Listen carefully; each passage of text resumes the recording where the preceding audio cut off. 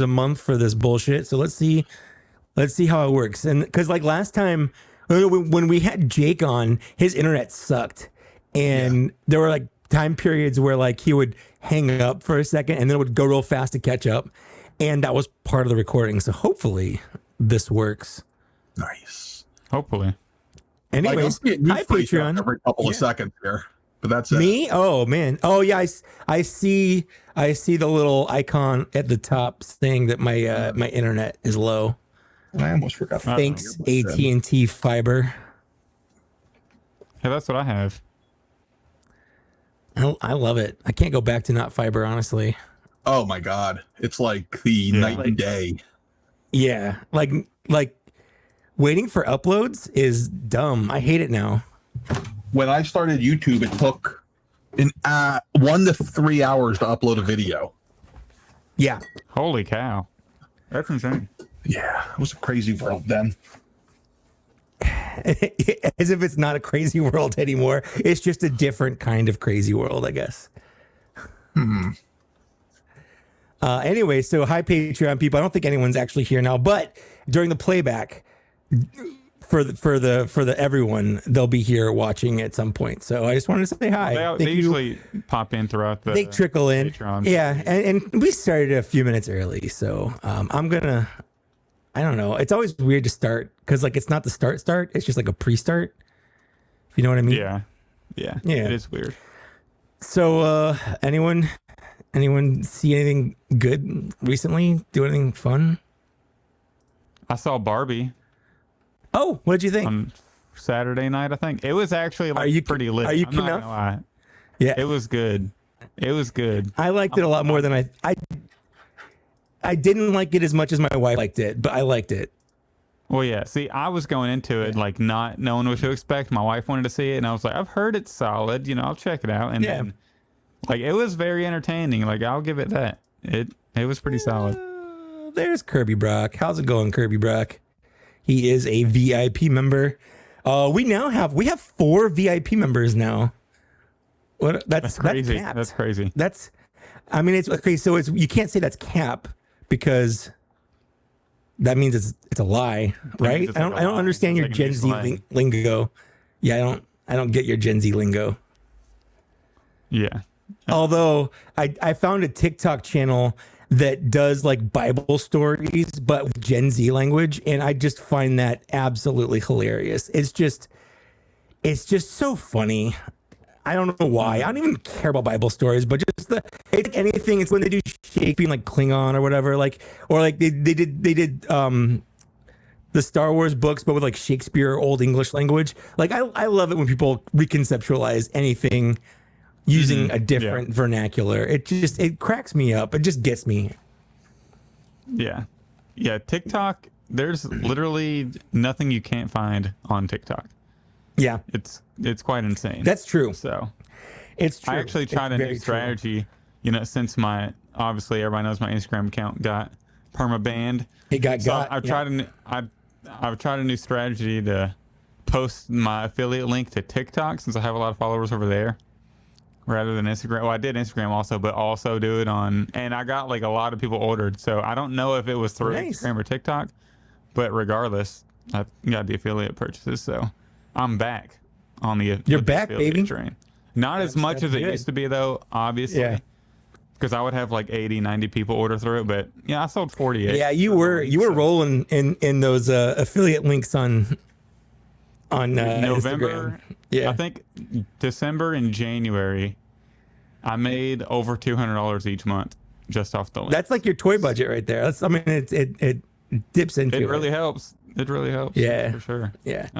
I've caught up on my toy budget a little bit. I don't know. I know it's a funny running joke, but I've sold some toys. I've made some of it back.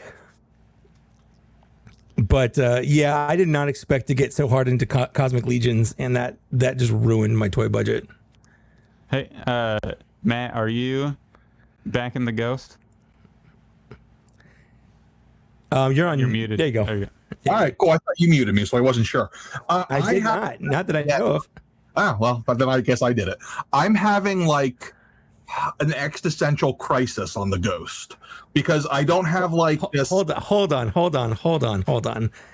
on. This is not pre-show content. Oh, this is not Is it? This is I was not trying to fill pre-show time. content. No. This is legit show content. I want to know about his existential crisis, because I've had so many crises on this show, and I want someone else to have one as well. All right. Well, how about we talk about the mystery box then? Because Kirby is loving the mystery box. And Congrats, Brandon's Kirby. here. Yeah. So is that the mystery box that you send out? Yeah, so basically I put like, I try to make it so I limit it to a certain number of things, and then I'll put like one thing in the box that's like awesome, and then everybody else gets something good. So like this time, like there was a $75 box, so somebody got a Mezco Ghost Rider in there. So Okay. Nice. Not bad. yeah.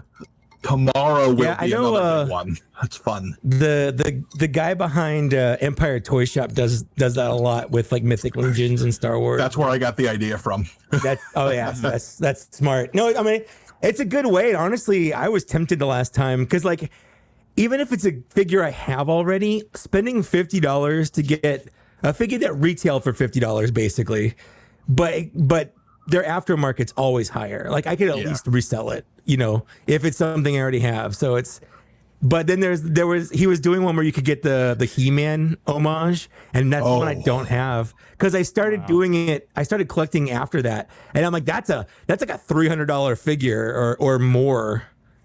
Yeah. So. Oh man. Yeah. So tomorrow will be my biggest one. I have like the biggest prize I've done, and let's just say that it rhymes with KazLab.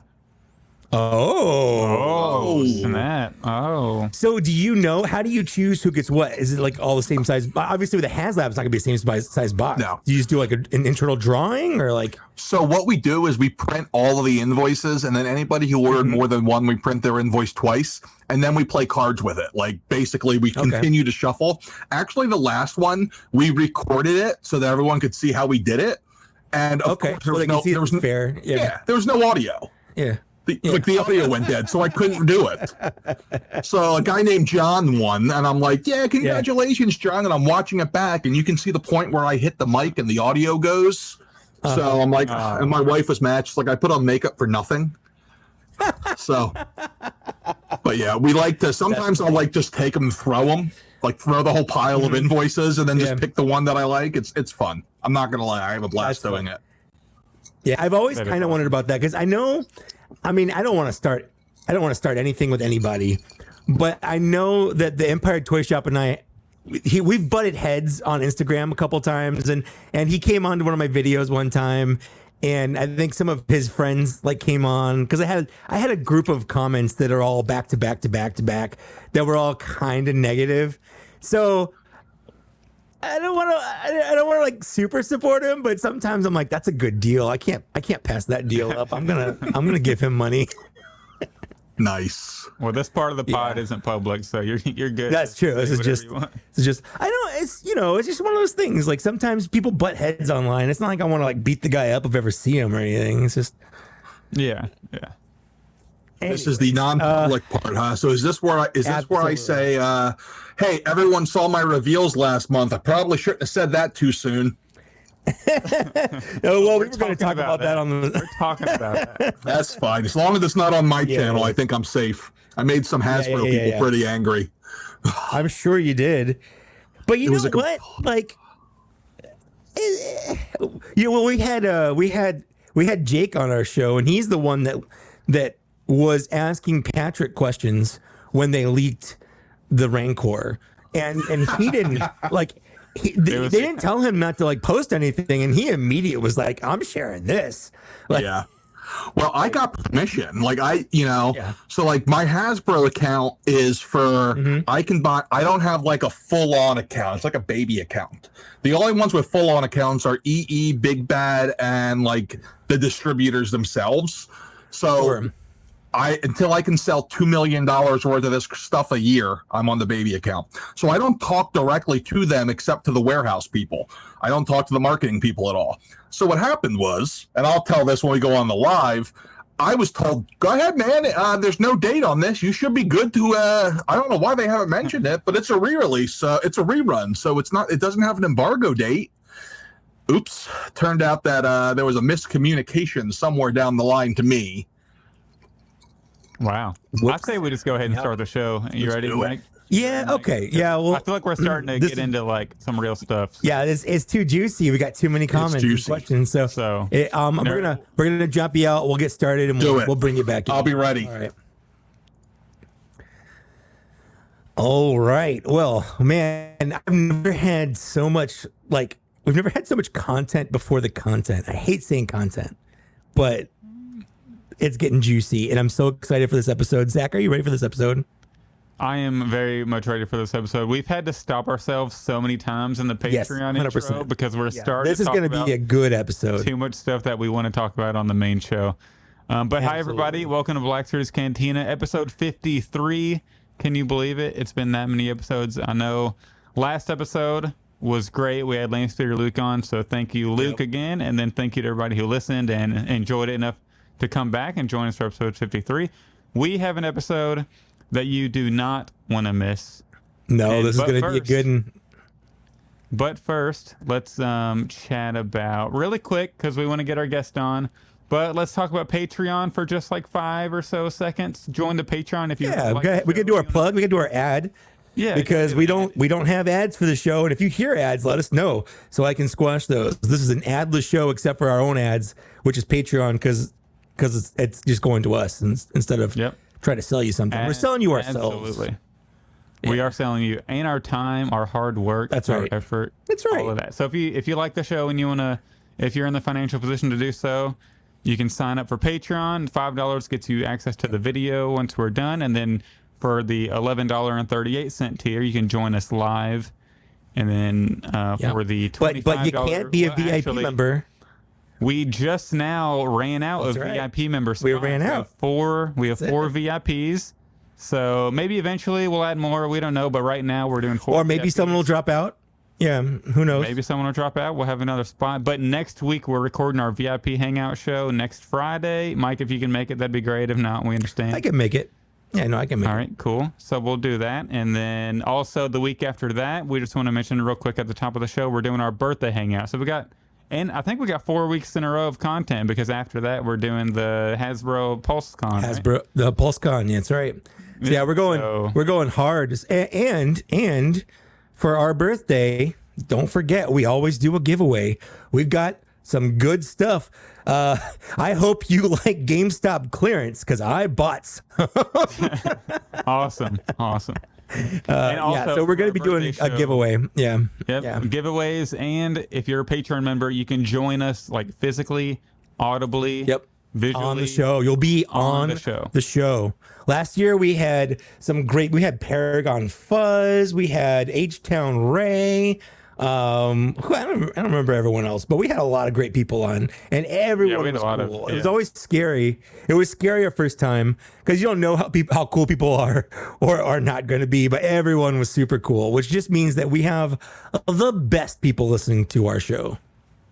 Absolutely. There is not a better audience than our audience, which that's right. Most of our audience is also audience of other YouTubers out there. So I feel like that's a good segue to bring on our guest. Oh, I see what you're doing. That's a good segue. I caught on segue right at the end. That was a segue. Welcome to the show, Nerdzoic, Big Nerdy, aka Matt, and then aka all the other things. I guess we can just call me whatever. I just try to make things stick. You know. Well, we always like to, get you to talk about yourself, which I'm sure you have no problem doing. No problem. But I personally first want to know where the name Nerdzoic came from, and then you can mix that into however you want to talk. Yeah. Yeah. So I was like, hey, I want to start a blog. And then I was like, wow, I suck at writing. So I'll start a YouTube channel instead. And it was, all right, cool. Well, I need something that's catchy, but the website I was reading said you want like no more than 8 letters in your URL, and everything was taken. So it was literally like I'm sitting there, I'm like geek explosion, nerd explosion, nerd sphere, and Nerdzoic wasn't taken, and I'm just like 1, 2, 3, it works. Let's do it. That was it. That's perfect. That is 8. All right, I like it because it's you know it's like the Mesozoic era, and then you got the Nerdzoic era. So I don't know where it comes in that. It's very catchy. Are we currently very catchy name? Yeah, I like it. Yeah. It kind of worked out because I ended up pulling this whole middle-aged dad nerd vibe, and I'm like my own era. I'm like somewhere in between Gen X and Gen Z, Gen Y. It's the Nerdzoic era. There you go. Okay, so I mean, not to get weirdly personal, are you? That makes you in your 40s then? I have 30? Just turned 40. I had considered turning 39 for a few more years. My best friend actually just stopped having birthdays at 39. I decided not to. I'm like, no, I'm going to keep going. So I just hit 40. I still want to get stuff. I still want to get presents. Yeah, like, giving up birthdays is a big commitment. And I like cake. Yeah, I'm in the same boat as you. I'm 41, so I'm like on that cusp of being like, I'm not Gen X, but I'm not really Gen Y. It's like that weird kind of. You're an elder millennial is what they call us. That's what I am, as an elder millennial. I've also heard Zennial, where you put the X in there. I'll take it. People don't believe me when I tell them I'm too young to be a millennial, but I'm too old to be Gen Z. So I'm like a Zillennial. So you're also a Zennial, but you're spelled with a Z. And I'm a Zillennial, like millennial. Yeah, Zillennial. Yeah. I'll tell you what, it sucks to be at the end of a generation because you're like, it does. Who do I belong to? Am I part of like the laid back, chill Gen Xers, or am I one of these Gen Y guys? But I don't speak their language. I don't know what cap and stuff means. Bet. I try, and now my 9-year-old's starting to come home doing these things, and he calls me brah. I don't understand you. Yeah, I don't understand you as a person, son. And then I have to like be really annoying to him. Like this morning, so I went to his school last night for back to school night, and I saw his best friends about me. And I went up to him this morning at the bus stop, and I'm like, Eli, I had a dream about you. You're going to become a lawyer. He's like, oh, that's what I want to be. And I read as like what I want to be when I grow up. So I like went on this whole thing. It really annoyed my son. That's really funny. Perfect. That's funny. Perfect. Yeah. Cool. Well, so okay, so you started like an doing introduction of yourself, the YouTube channel and the store and all that. Yeah. So I am Big Nerdy, aka Nerdzoic, aka whatever. So I have been doing YouTube since 2020. I am a 20-year restaurant guy, which is like a gap in my life that seems to be a black spot. From like 2001 to 2018, I have no memories other than getting married. That's about it. So yeah, you can see what consumed my life. But once COVID happened, I had nothing else to do. So I learned the YouTube thing and took my love of toys to it, and it did pretty well. And I saw that like, wow, YouTube, I can't even cover my food budget on this money. My family's expensive. Mm-hmm. So I'm like, all right, what can I do? And I decided, you know what? I know business really well. I've made a lot of people a lot of money. I just got this fun check from the government for COVID. Let's spin the roulette wheel and see what happens. And that was it, man. That was it. I'm very much a self-learner. So I created the store, and we started off just selling Black Series and Marvel Legends, which to me sounds so crazy now. And I think back when I started, it was like, oh man, am I going to be able to sell a whole case? And like, now I'm pretty sure we're like number 3 or 4 in the country at this point. We crossed the million mark in sales a year this year. Congrats. Yeah, thank you. It's pretty awesome. You know, it's one of those things where it's like, if you would have told me 5 years ago that my life would be literally calling people and being like, bro, how much for a case? Like, you know, I'm basically doing back alley deals for toys at this point, and it's a good life. I mean, I'm jealous of it a little bit, but I think, you know, for me, it's always scary when you turn your hobby into your job, because like, will it take away from your enjoyment of that hobby if now you have to hustle to do it to make money? There is my opening pile. Oh, he's about way behind. Yes, I am way behind. There's so much to open, and it's like now I feel guilty if I open something without a camera on because I'm like, oh man, I'm not doing that. Yeah. No, I had to get over that. I was doing the same thing where I had a pile of stuff I hadn't opened. I still have some Black Series I haven't opened because I just was waiting for a live stream or something. Yeah. And it was just too much. It was just too much. I was putting too much onto it. So I just started opening stuff and not caring. I'm like, nobody needs to see me open this. Like, I know it's content or whatever. Yeah. Yeah. Now my new thing is collect. Yeah. What do I collect? So everyone's always surprised when I tell them what I collect. So since I started the store, my collection space is the 2 bookshelves behind me and this glass case over here. So I have 0 room. So what I do is I'm just at this point collecting main Marvel main Mafex, main DC, Mezco, so Marvel / DC, anything TMNT, I'm 100% in on, and wrestling. I'm like an old school wrestling geek, so that's like it's ironic because I don't sell them, I don't make content on them, but it's my favorite thing to buy. Interesting. Yeah. R.I.P. Bray Wyatt. Yeah, I was going to say it was a pretty bad week for wrestling. Yeah, and I'll tell you, like even before the Bray Wyatt news, I was already like laying in bed listening to Desperado, thinking of Terry Funk.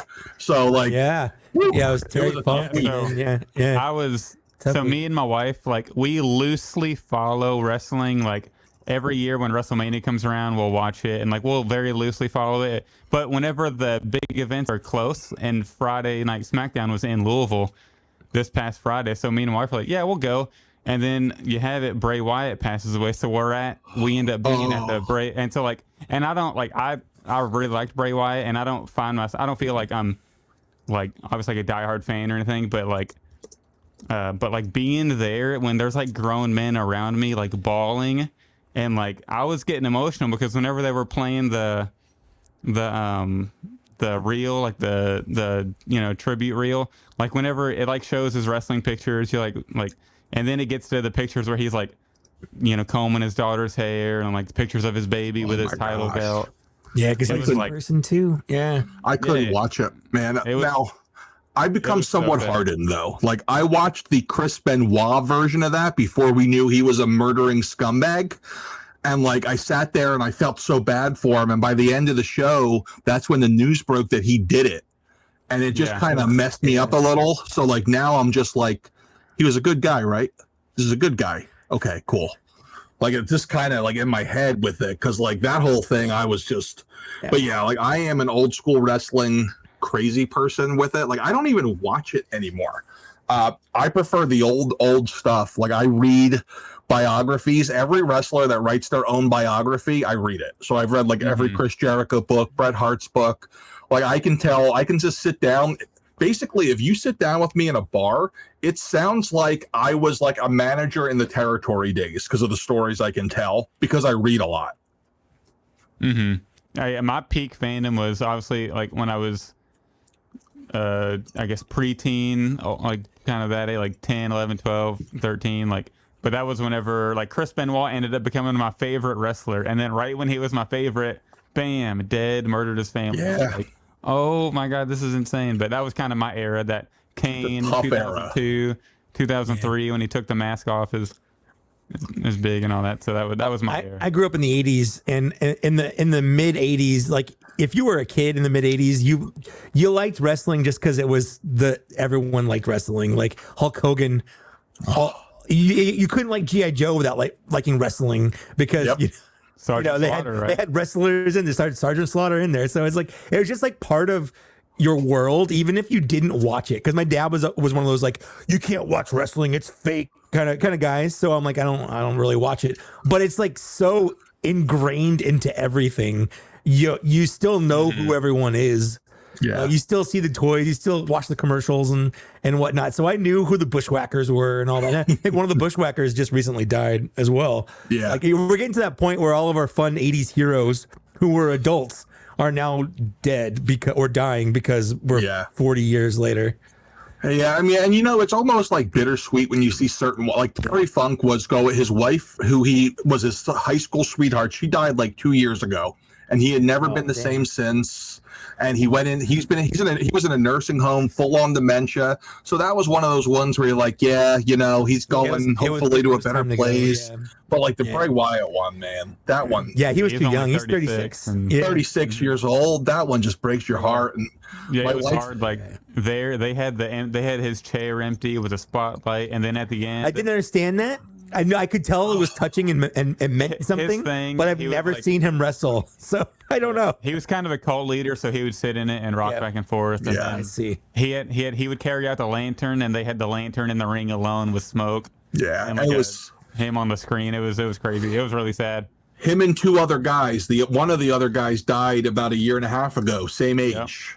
Yeah. And it was and that one was even more heartbreaking, I'd say, because he had just started bringing his 8-year-old to the ring with him, like as like his backup. And this 8-year-old, this poor kid's on TV, and his dad just died. And it was just like literally after the Bray Wyatt one, like I woke up on this Monday, I'm like, I'm going to start eating better. Like, like that's where I get in with these things. Like, I'm just like, I got to do better. Every time I see someone young die, I'm just like, that could have been me. I'm 40. Yep. That could have been me. Yep. Yeah. The heartbreaking thing is it was reported by TMZ that he wasn't wearing his heart defibrillator or whatever it is, the defibrillator, when he was taking a nap. And then he had a follow-up doctor's appointment for his heart later that day or something. It's like, oh my God, why couldn't it wait 8 more hours when he was at the doctor? And, I saw that, and that kind of stuff. It's just so heartbreaking because, like, I do the same darn thing. Like, I tore 3 ligaments in my ankle a month ago.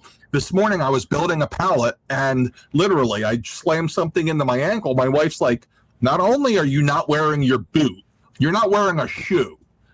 And I'm like, yeah, I'm good. I'm fine.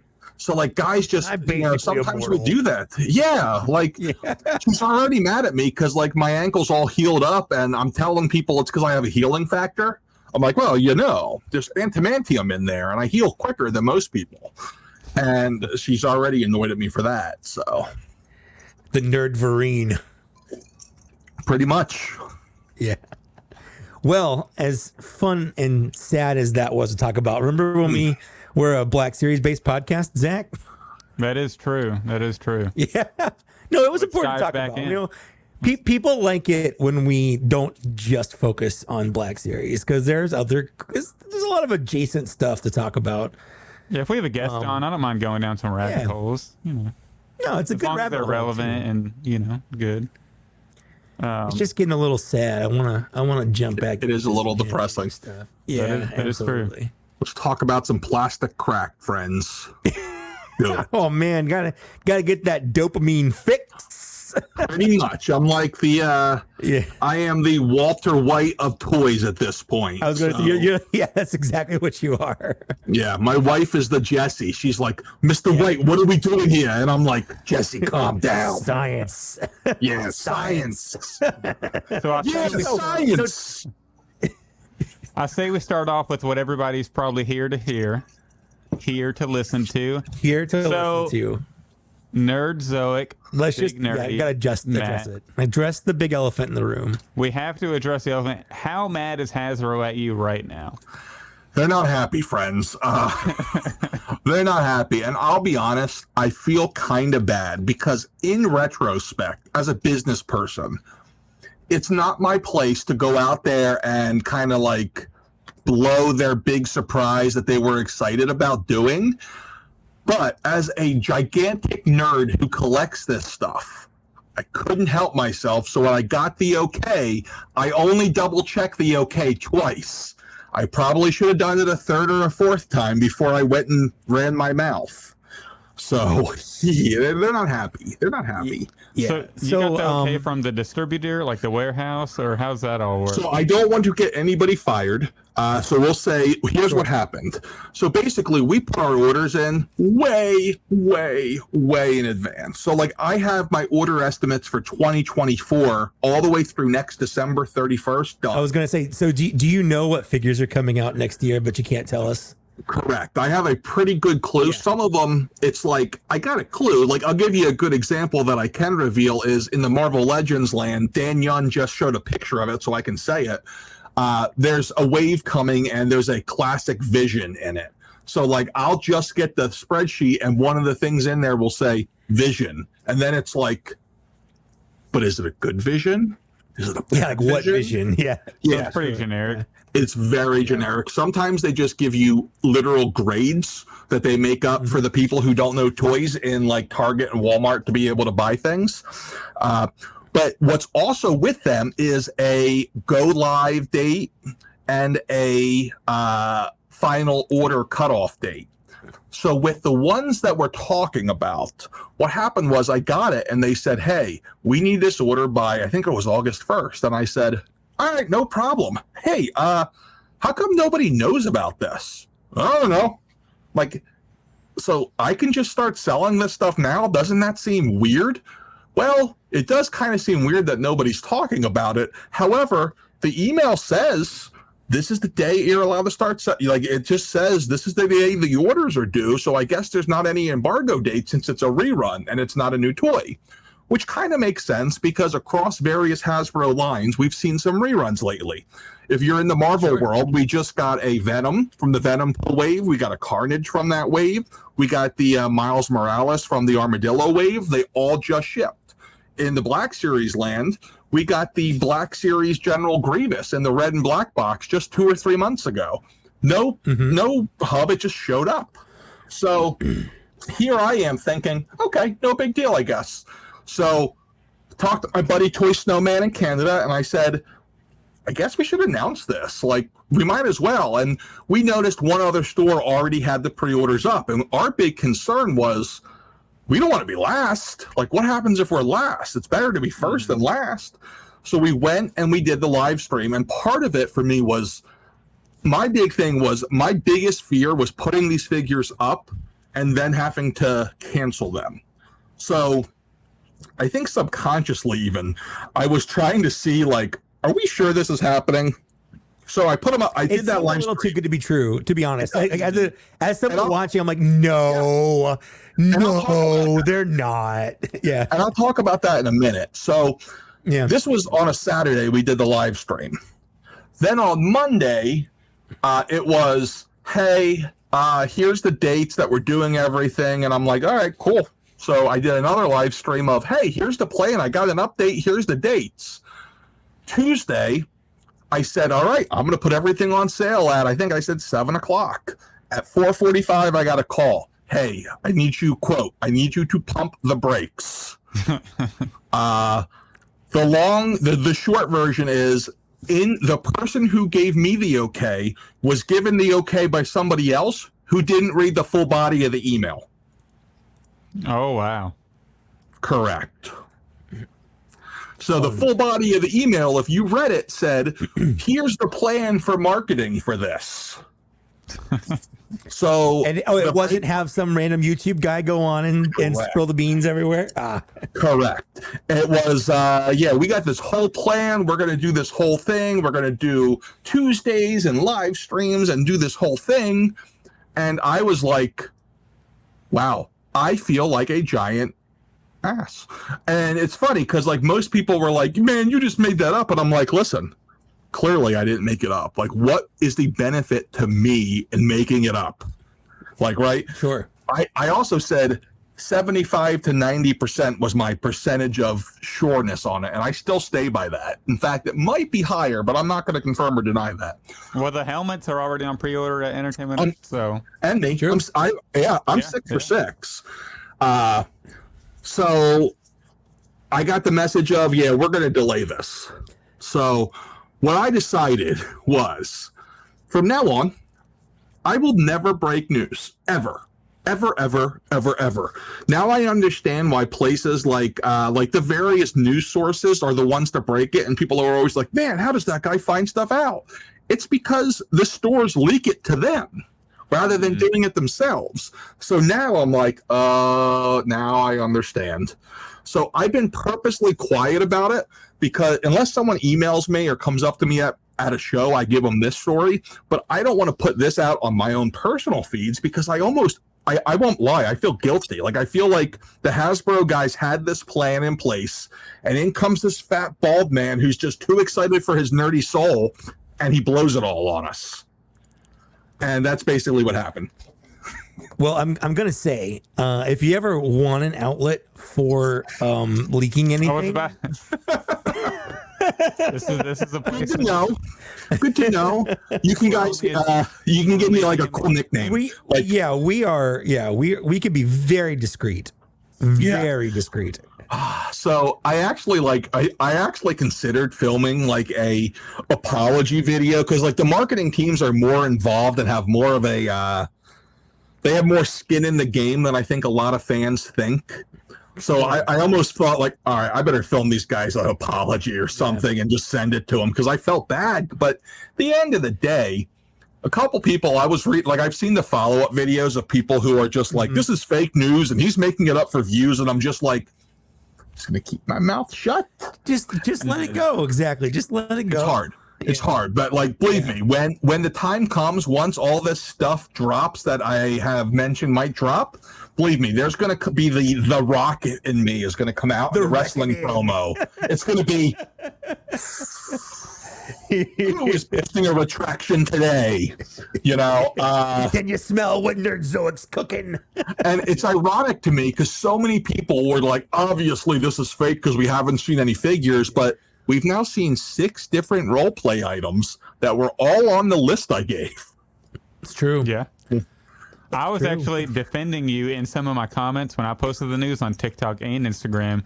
People were saying, oh, wait, there's no way this happened. And I said, I wouldn't be so sure about that because Nerdzoic was the first one to like officially report that plastic windows were coming back. Yeah. And apparently I wasn't supposed to do that either.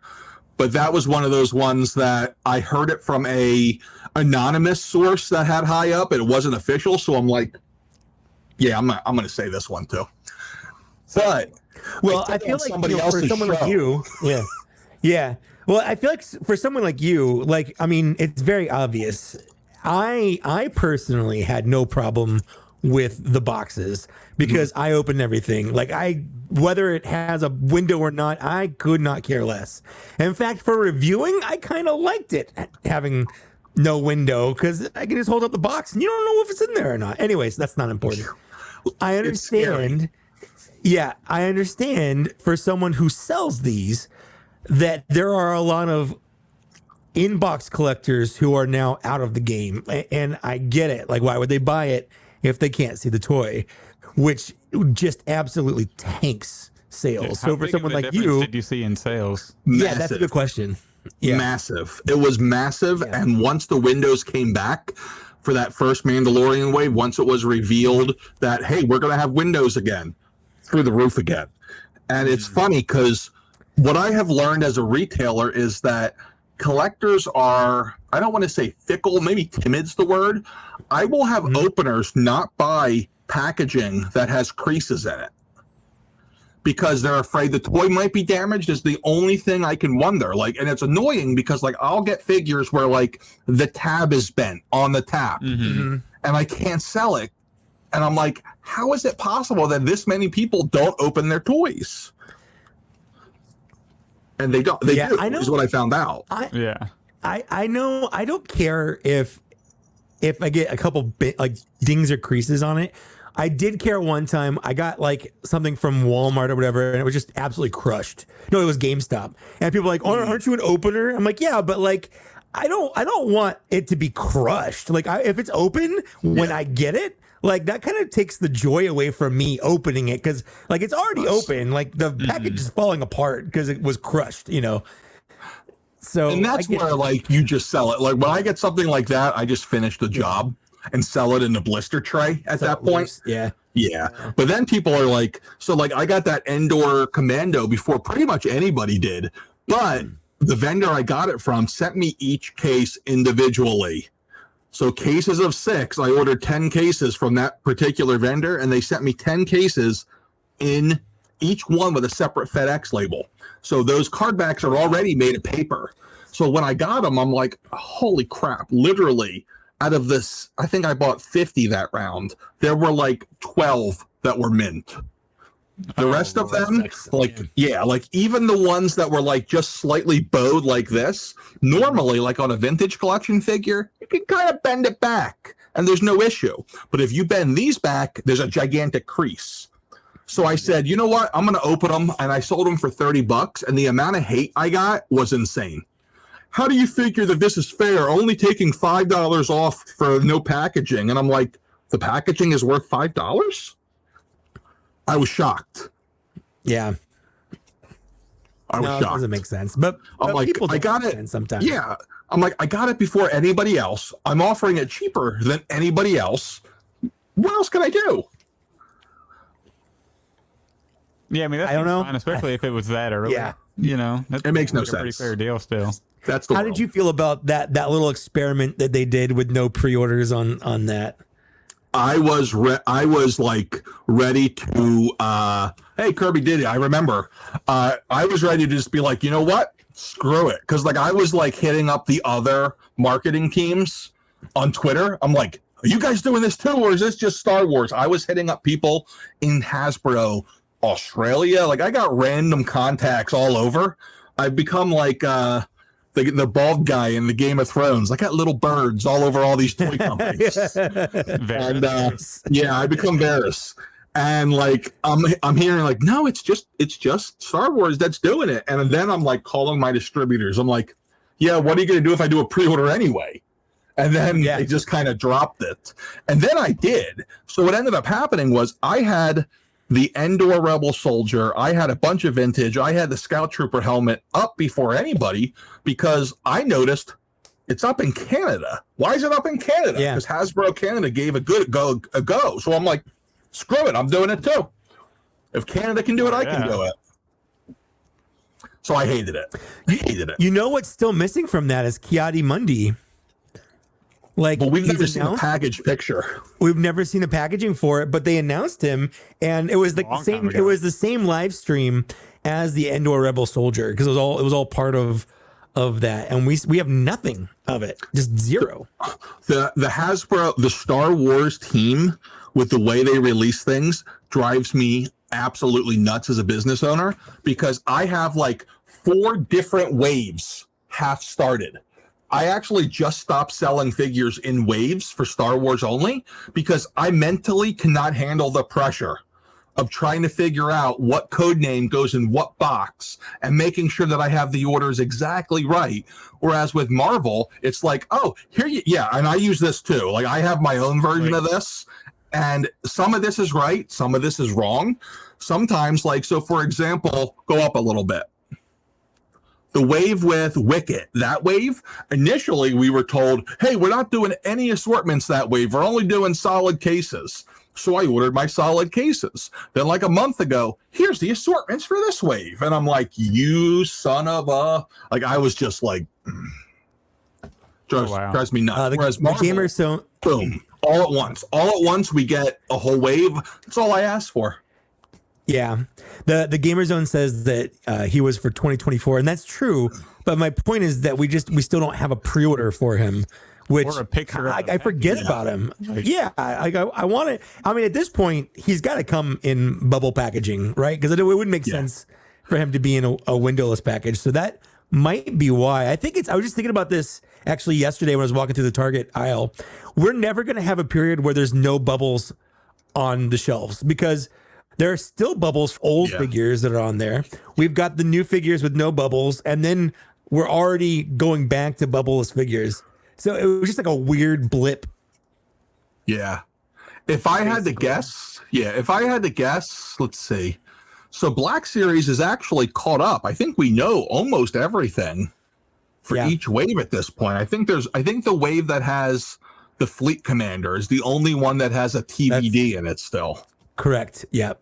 Yeah, we only know R5D4 and the Fleet Commander in that wave. So Harrison Dula is in that wave. Let me look at my site because this was like. I thought Harrison Dula was in the wave before.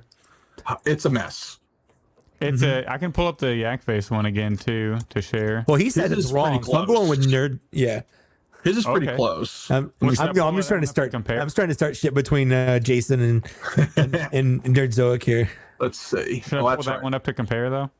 I'm gonna do yeah, it's probably not a bad idea. I got to pull up my back end because I took them off the site because I just couldn't. Again, it was like every release.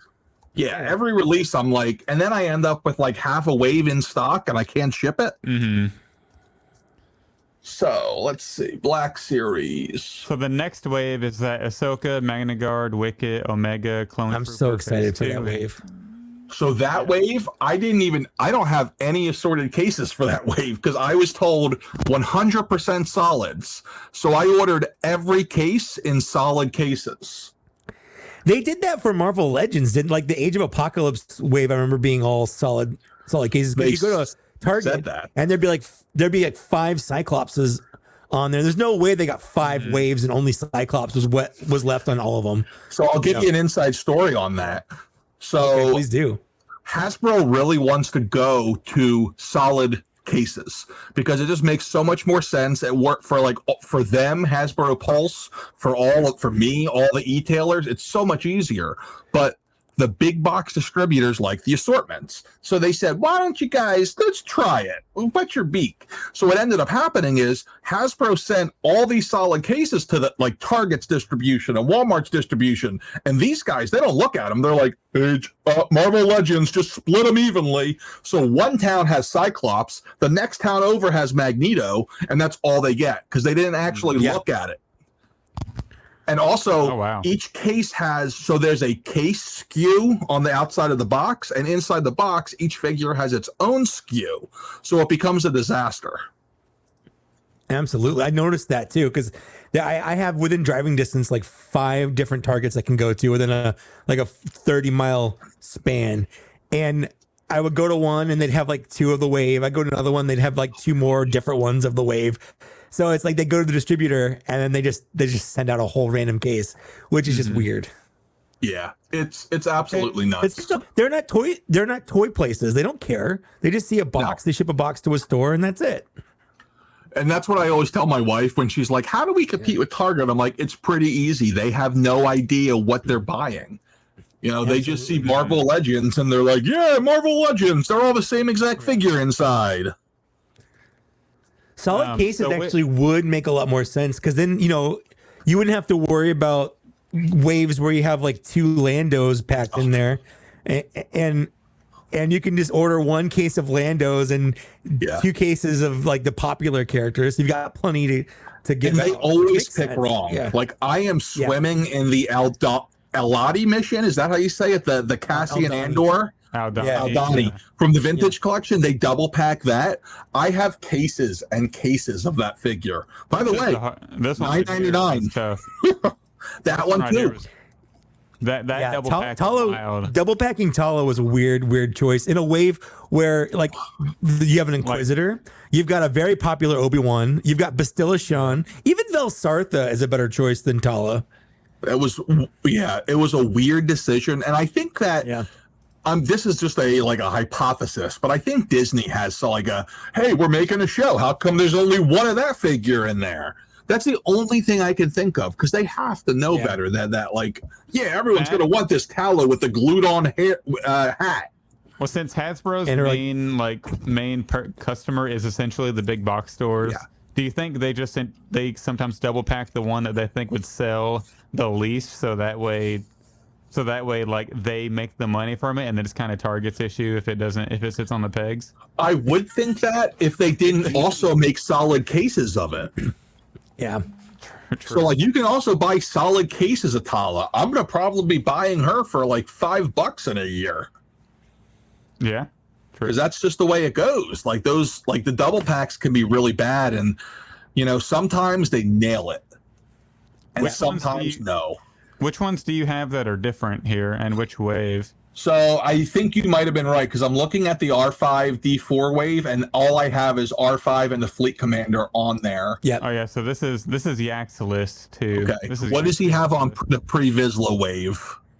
Right here. Syndulla. So Syndulla. That's dead on. Yeah. All right. That's dead on. Can we talk about? Wave. That's not. Yeah. That's. Yeah. Yeah, that that's wave. good. Okay, so these are all accurate. Then. These are all accurate. Which again, I don't understand how the Fleet Commander and R5D4 were revealed so long ago. Yeah. Well, and even that, like, we, not to kind of, jump the gun on later, talking about later reveals, but they just pipelined another R5D4. Like, yep. I don't get it.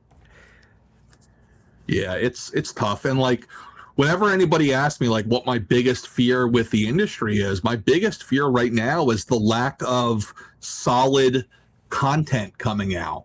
Like, sure. It's slowed down, and like today was a real eye-opener for me, because I had been like, all right, today's the new MCU, we're going back to the old days with these Infinity Saga figures. 2 years ago, those Infinity Saga figures sold like hotcakes. It was the worst Marvel wave I've ever sold. It was worse than the Agatha Harkness wave. It was worse than the Eternals wave. I'm just like, that's rough. I thought my website was broken. I kept going on. I'm like, no, everything is working. I'm like, it was insanity. Yeah, I mean, I'm out of the Marvel Legends game, so it's easy for me to pass, but I was surprised because, like, I mean, this is the first wave with the bubbles back, right? Like, it's the first. No, we're a couple waves in. This is the first MCU. Oh, we are? U wave, I think. So I'm excited for the Mark II though. The silver. That Mark II looks really cool. That's the best Scarlett Johansson I've ever seen. Those are the only two I think I've been on, and maybe the Bruce. Other, you need Bruce. It's fun just to get a Bruce Banner. Yeah. And like, how many bodies do we have that are just like casual clothing? No suit and tie, you know? True. It's great for customizing. Yeah. But no, I was shocked. I might get what do they call like Rhodey, his armor, what his name War again? Machine. War Machine. I'm just upset that one doesn't come with like an alt head or like with his head in there. So well, they also ironically they lowered the price on these too. Last time they did Infinity Saga, we were still in the $22.99 days, and they sold these for like $26.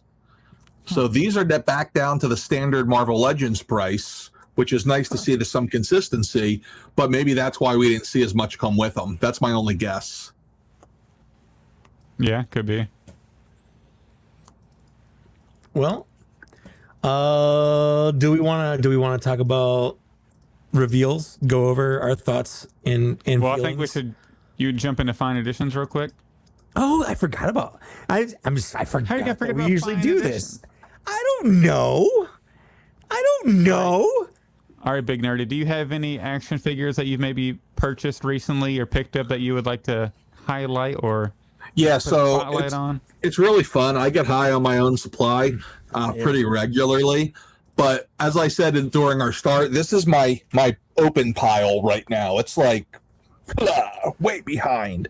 The last two things I opened last week, I had I think it was the first day of school for my kids, and they were exhausted. I'm like, all right, let's open something. So we finally, it's been sitting there for 4 months, opened the Mezco Ghost Rider. And I'm like, all right, this is pretty cool. Then I already burned the batteries out because I forgot to turn his head off at the end of the night. And then I also opened the TMNT Pre-Mutagen 4-pack from last year's SDCC. I picked that up at a show recently. But I haven't busted anything else out recently. I picked up Kraven at PowerCon a couple of weeks ago. I didn't pick up much else. I went heavy on Mezco. I'm waiting for the day. Like right now, I'm like, I look at Black Series stuff and I'm like, you're good, but how much better would you be with all cloth? That's what I'm talking about. Like, I don't know. Like, I'm waiting for Mezco to pick up that Star Wars license. They got Indiana Jones. So I'm like, we're getting closer. We're getting closer. I mean, it would be in his grave, right? He hates for me with a passion. Yeah, Luke hates soft goods. Doesn't Luke sell like them? soft goods. He actually will make rubber clothes for his figures if they have soft goods.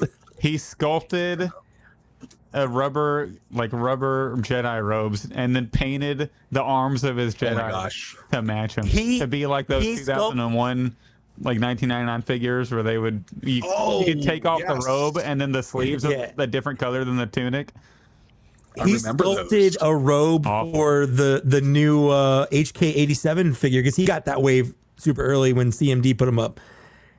So he like within an hour he'd already sculpted and printed a hard robe for it. Like Luke's a maniac when it comes to that stuff. Yeah, he's awesome. I don't mind it. I like the way that the Mythic Legions and Cosmic Legions do soft goods because they're all super wired and they wired. That's super the key. Nicely. Yes, wired is the key.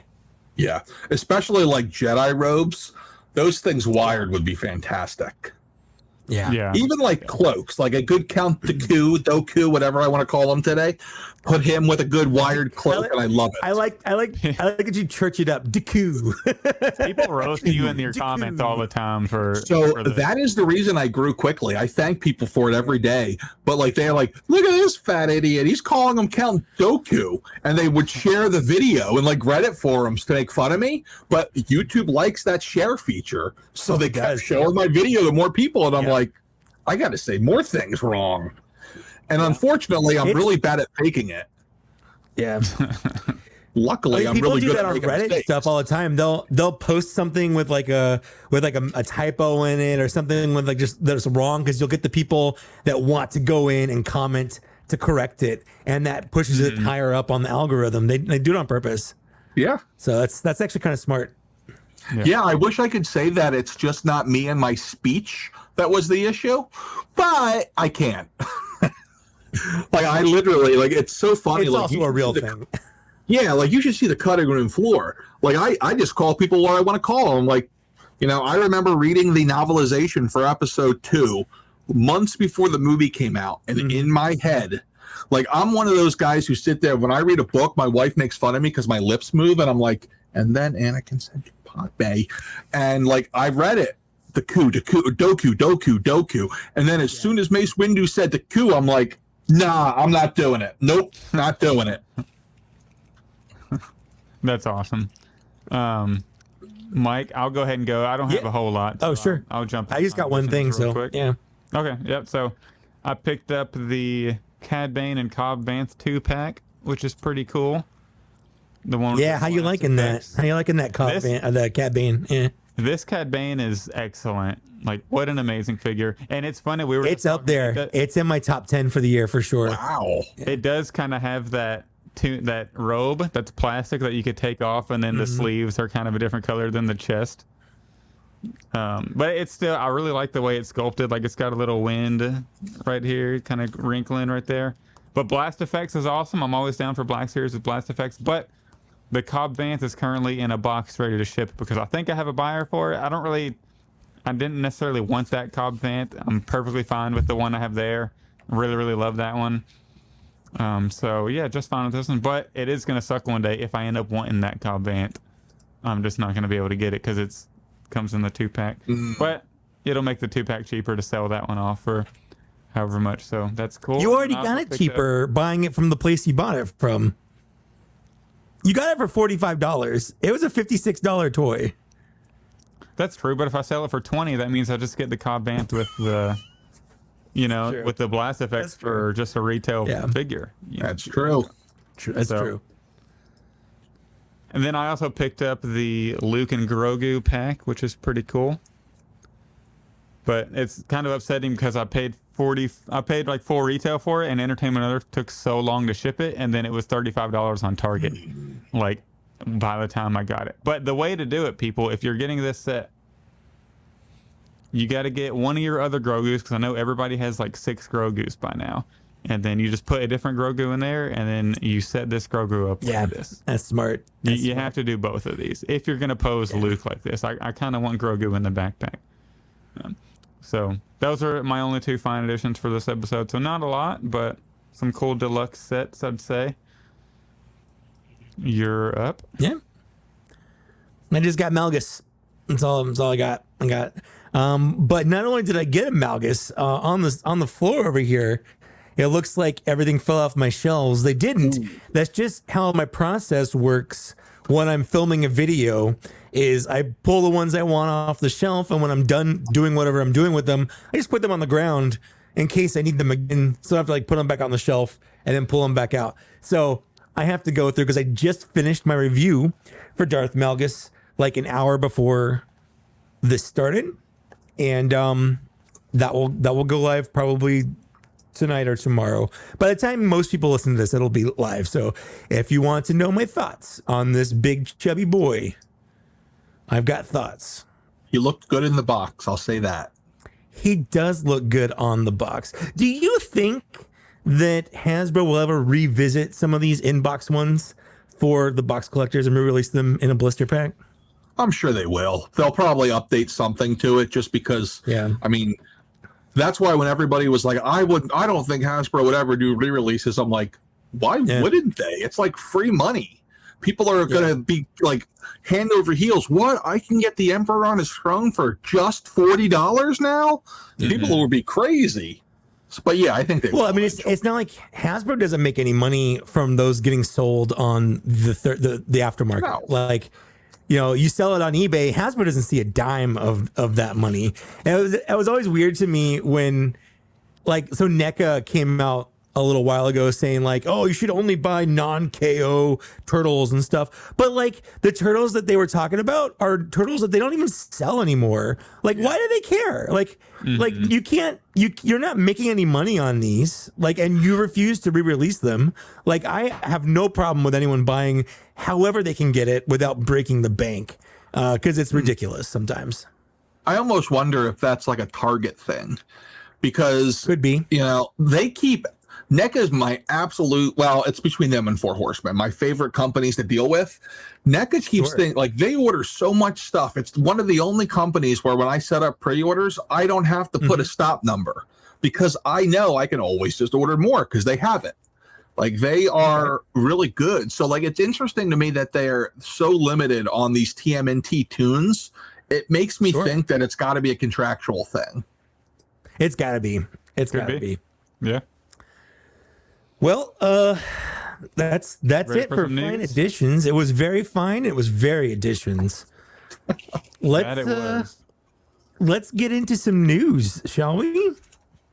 Unless, hold on. Are you good? Are you good, man? You want to stay on? I'm good. Let's do it. I told my wife I'd be away for a while. Okay. Perfect. I didn't want to like commit you to something that you were like, I don't know. But yeah. All right. All right, Nerdzoic's riding into the sunset with us on this episode. That's right. I like it. Let's do it. All right, so just starting off with news, just want to mention real quick that as of today, which we're recording on Thursday, so when you're listening to this Saturday, Sunday, Monday, whenever, Walmart shipped the 5s in Republic Commando today. Mine is going to arrive tomorrow, so I'm very, very pumped about that. Mike, I know you have a story. Do you want to hear a sad story? So on Sunday, I got a text message from my bank asking me if I had charged $125 at a 7-Eleven, and I had not.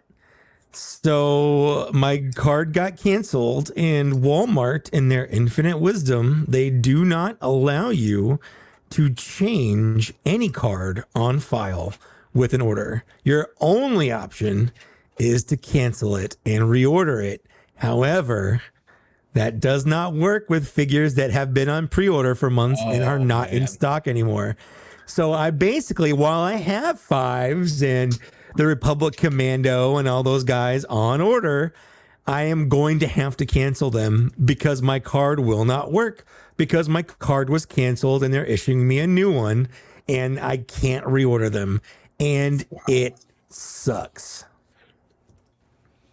Yikes. Although unless Matt here is gonna get some in and he can help me out, I was gonna say, I end up finding all this stuff anyway. I just thought about that right now. I'm like Matt's got some Walmart stuff in before. Yeah. Well, yeah, that's exactly right. Like, I always make the joke, like, I got a guy pretty much everywhere. There's a guy, one of my reps, we all know Entertainment Earth to Distributor. He's always like, where did you find this? And I'm like, I got my guy Vinny down at the docks. He's always searching for things. He makes deals. Vinny's a good guy. He takes care of it. Sometimes I send them over to overseas to China. He's able to find some good stuff there. But yeah, it's, I got my little network, and I was able to get a bunch of Walmart stuff this week, actually. I had some Legends. I had the Havoc and Blitz vintage figures for a couple of minutes. Nice. It's always hard, though, because I have to pay, I don't want to say significantly more because it doesn't sound like a lot, but a couple of dollars more for each figure when I do this. So I have to mark it up more than I am comfortable doing. So I always end up buying too little every time. So I'm always afraid that I'm going to get burned. Yeah, and so anytime anyone brings up, they're like, oh, you know, places like Nerdzoic, they always charge up front. I'm like, I understand why you do, because I'm the kind of person, since it doesn't cost anything to pre-order from like Amazon or Hasbro Pulse, I'll put a pre-order in like 3 different places just to see like who ships it out first. Because when you have to do reviews and you have a podcast and stuff, like getting it a week earlier than someone else, it can mean a lot to talking about it, right? Yeah, like that's the thing that drives me nuts, because the only people who I think should have that mindset are podcasters and YouTube reviewers, because their entire business relies on it. Everybody else, calm the hell down. A couple of days is not going to kill you. Drives me nuts. No, I totally agree. But yeah, so I like for this Darth Malgus, I got this shout out to Toy Snowman. I had this on pre-order from Hasbro Pulse. I had it on pre-order from Amazon. And I think Entertainment Earth, because I have the affiliate program there, and I get like $1 or $2 back or whatever when I buy it. But then Amir sent me a text message. It was just the box, and I was just like, all caps back, yes. And then like 3 days later, you know, from the west coast of the east coast of Canada to the west coast of the US, I got this in my hands. Totally worth that. I don't know how he got it to me so fast. Because so let me give you the crapshoot of this. Canada tends to always get things first because they're getting their stuff directly from China, and they're smaller, so they're able to get it out quicker. I got Malgus like 3 weeks ago too, but because I play pre-order roulette, I order a third of my pre-orders through different distributors until I figure out who is doing the best. I was only able to so like I think it was only 3 cases of Malgus I fulfilled so far. I have the Naboo Starfighter should be here tomorrow, but it's only going to be for like 20% of the people who pre-ordered from me, because this one came directly from China. So it's like, but I'll tell you what, I think and this is one of those things that I'll never reveal. I think I got a distributor now who got like really good. Goes to reveal it. I'll never reveal it, but let me tell you about it.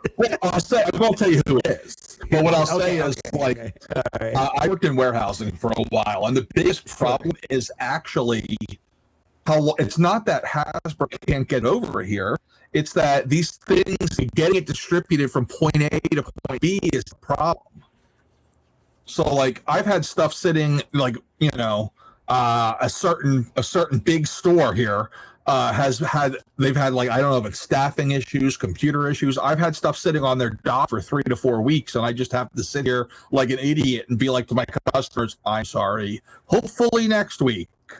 And you know, it's tough. Like some of the stores too, I know some stores, actually most stores, take like 3 to 6 days to ship orders when they're ordered. If we take 48 hours on weekdays, it's a really bad week. Like it just doesn't happen. Like, you know, our oldest order right now is 310 today. So yeah, that's kind of how that works. But yes, he ends up getting a lot of stuff. Like, because I talked to him about it. Like, unfortunately, he and I are basically coworkers, and we're basically married at this point. So, like, literally, he's a good-looking dude. So it's not so bad. every day, Amir, I have to do actual work. We're on our second hour on the phone. I can't keep bullshitting with you. The only day to get work done is Monday. I went last November. I went to Montreal, and I hit him up, and he's like, "Yeah, come by and see me." And like, I was there for like an hour. Like, I'm like, "Don't you have work to do?" And he's like, "Yeah, whatever." And so he's like giving me a tour around his store and stuff. It was pretty cool though. Awesome. Like he'll call me. He's like, "Hey, can you make that for me?" It's like a graphic, and I'm like, "Can't you make it?" Well, you're better than me. I'm like, "No, I'm not. Just make it orange. So now you'll see like my graphics on his site because he's like, can I just steal them? I'm like, knock yourself out. I don't care. I really don't care. So like whenever it's like a wave and I have to put all the figures together, it takes me a minute. And he's just like, how do you do that so quickly? So it's funny. But like him and I are going to we haven't met in person before. So our first meeting in person will be New York Toy Fair in a couple of weeks. We have a joining hotel room. Yeah. That's cool. Awesome. That'd be a good time. Oh yeah. It's like, okay, we actually just started to plan out like vendors we have to meet with because we spent the last 2 months just planning on food. It's like, where are we going to eat? Because that's more important. Yeah, that is very important. Yeah. Before we move on to Ahsoka, we asked him a question and we didn't let him answer it because it was starting to get good. I want to know about your thoughts on the HasLab. Oh yeah. Also, hi Wilbon. All right, so first initial thought when I saw that thing, absolute ripoff. It's a terrible price. Then I looked at it. All right, at first I'm like, well, it's not nearly as big as the sail barge. I actually put a video out like 2 days ago where I did the math. If you take the length times width times height, like the whole area, yeah, this thing's so you're doing times significantly bigger. Yeah, volume. That's it. Yeah, it's significantly bigger. So for it to be the same price as the sail barge after COVID, 5 years later. Yes. Yeah. That's a big deal. I think the pricing, that 5 year price is low. Yeah. Like, so that was my initial thought. Then like, I'm kind of like the tiers annoy me. Like I hate it when they make things that are essential to the product in the tiers and they're really hard to get. But at the end of the day, it is not something that's super nostalgic. Yeah. It's not something that's super nostalgic to me. So it's like, I watched season 1 of Rebels. I didn't watch anything else. I liked it, but it's not like I need to I'm not going to name my kid Ahsoka like I named my kid Luke Skywalker. So it's not quite the level of obsession. But Vader comes into it. Literally season 2. So literally.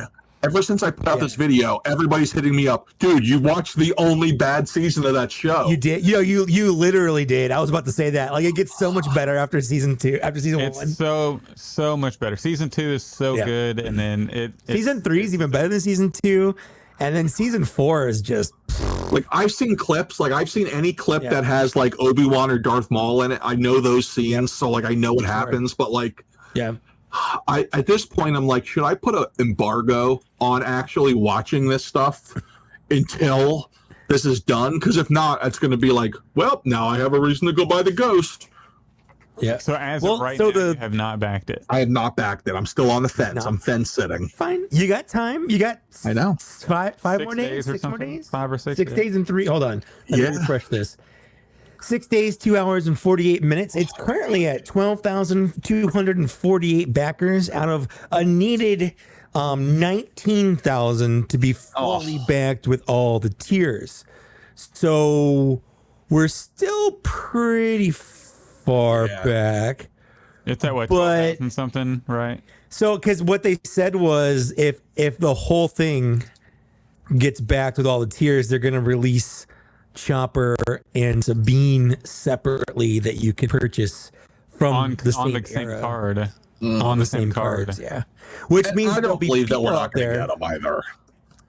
Well, but I think it's mostly the cards that are the big deal because you get people that they're buying this, they're not going to open the cards, which is weird. It'd be weird. It's weird to open up the Ghost and not the figures to put on the Ghost.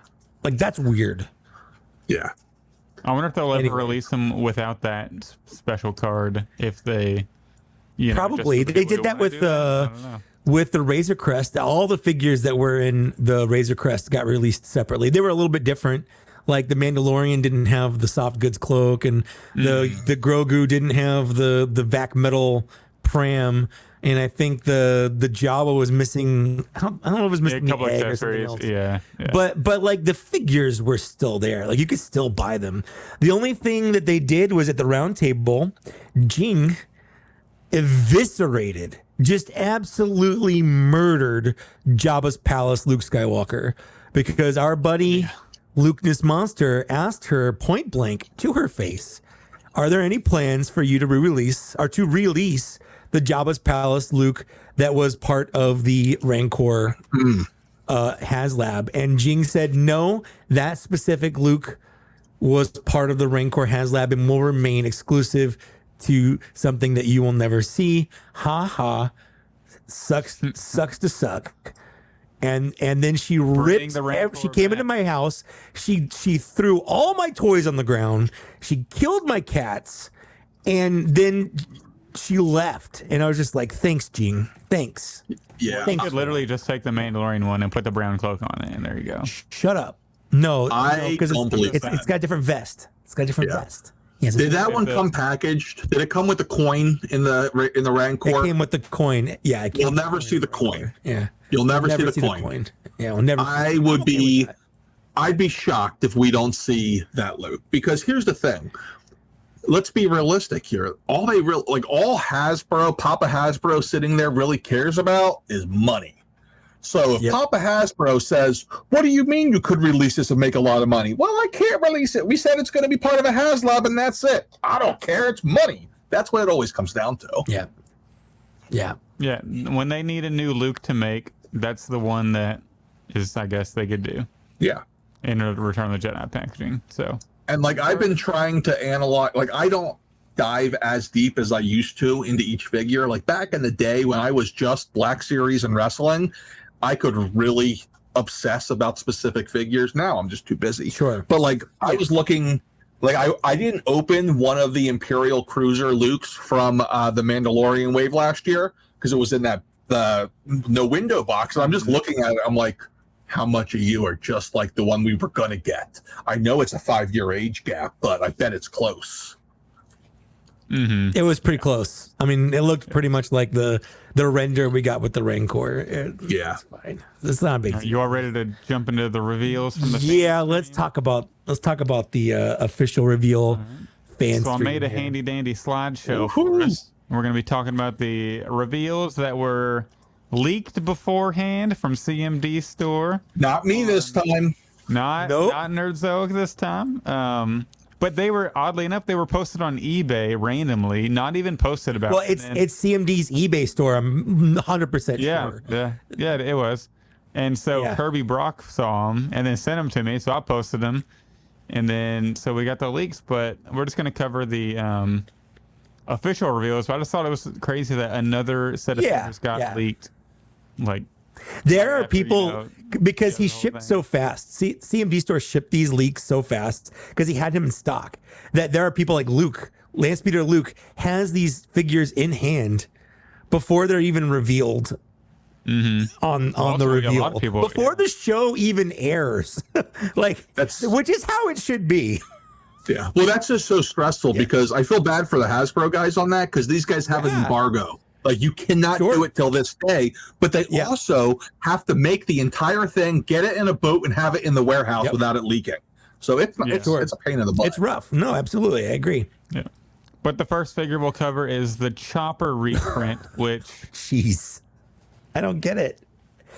I don't mind that they're doing the same Chopper with the same accessories. The weird part is the Rebels packaging for this, and not Ahsoka packaging.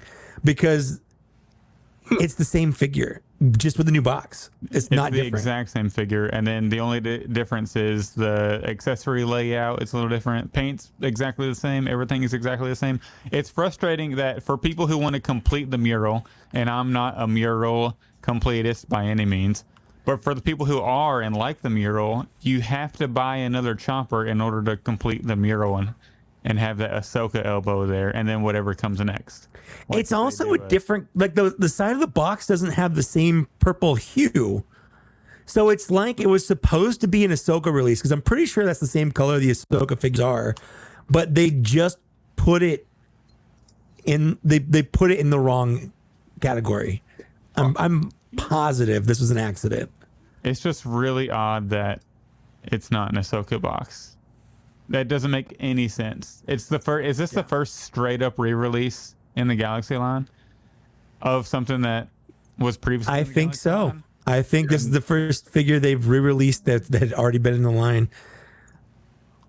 Like, and they also during the live stream wave. Whoops. Yeah, during the live stream they said that this is the first time they released Chopper that hadn't been exclusive, but that's not even true because they released this Chopper in 2019 in the red boxes, and the Rebels Chopper was the re-release.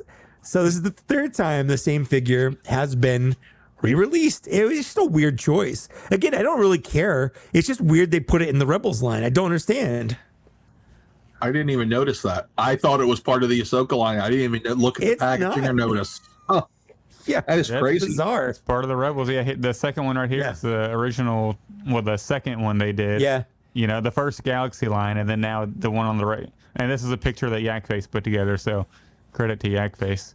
I just zoomed in on it, but yeah, there it is with that Ahsoka elbow. For some reason, they made it Rebels. Huh. It's interesting. It's so weird. Yeah. Yeah. Next up, we got the red HK-87 Assassin droid from the Ahsoka packaging. This one, in my opinion, the red is way too bright. If you go on Lance Peter Luke's Instagram page or YouTube or whatever, he repainted it, and he didn't even do that much to it. He put a dark wash on it and then some silver paint chipping, and then he painted the visor black, and it totally changes the figure, makes it look like it's worth actual retail price. But it's frustrating that you even have to actually do that. And I'm pretty sure the red HK didn't even use this blaster in any of the episodes yet. He did. Well, there was one HK that was attacking Sabine in the first episode, and she got the gun from it. Is it an all red one though? I mean, I'm colorblind. I don't know what color it was. It was nighttime. My eyes don't work. I just know that there was one of these that did have the gun. But you're right. They should have had it with the stupid the staff, the pole, the staff. Yeah, it not coming. Also, it's absolutely wild. The TVC version of this that they announced on the live stream comes with the staff, and the blaster pegs into the back of the figure.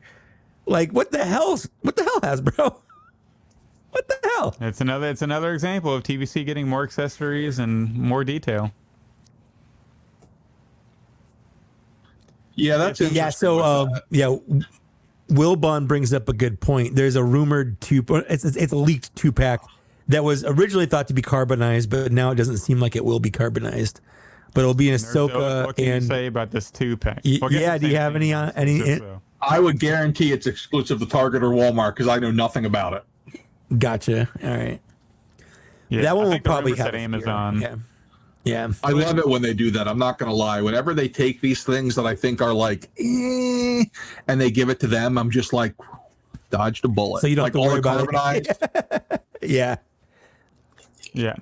The biggest frustration is if they do a 2-pack and it has like, if that Ahsoka comes with the claw, like her soft goods, and then if this HK has better paint, like more paint detail and the staff, it's like, really, this would prove it. That would essentially like prove that this is such a like rushed release. It seems like they're all right, paint it red and go. They didn't even do the visor. And on the last HK, they put silver paint on that mouthpiece.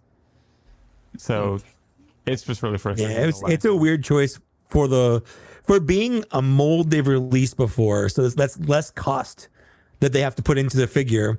Like, it's missing a lot of paint apps, which is also weird. Yeah. Yeah. Also, the entire wave. Yeah. The wave, it already has 3 repacks. So, and we figured out that they budget, whenever they're making the figures, they budget it out by the wave.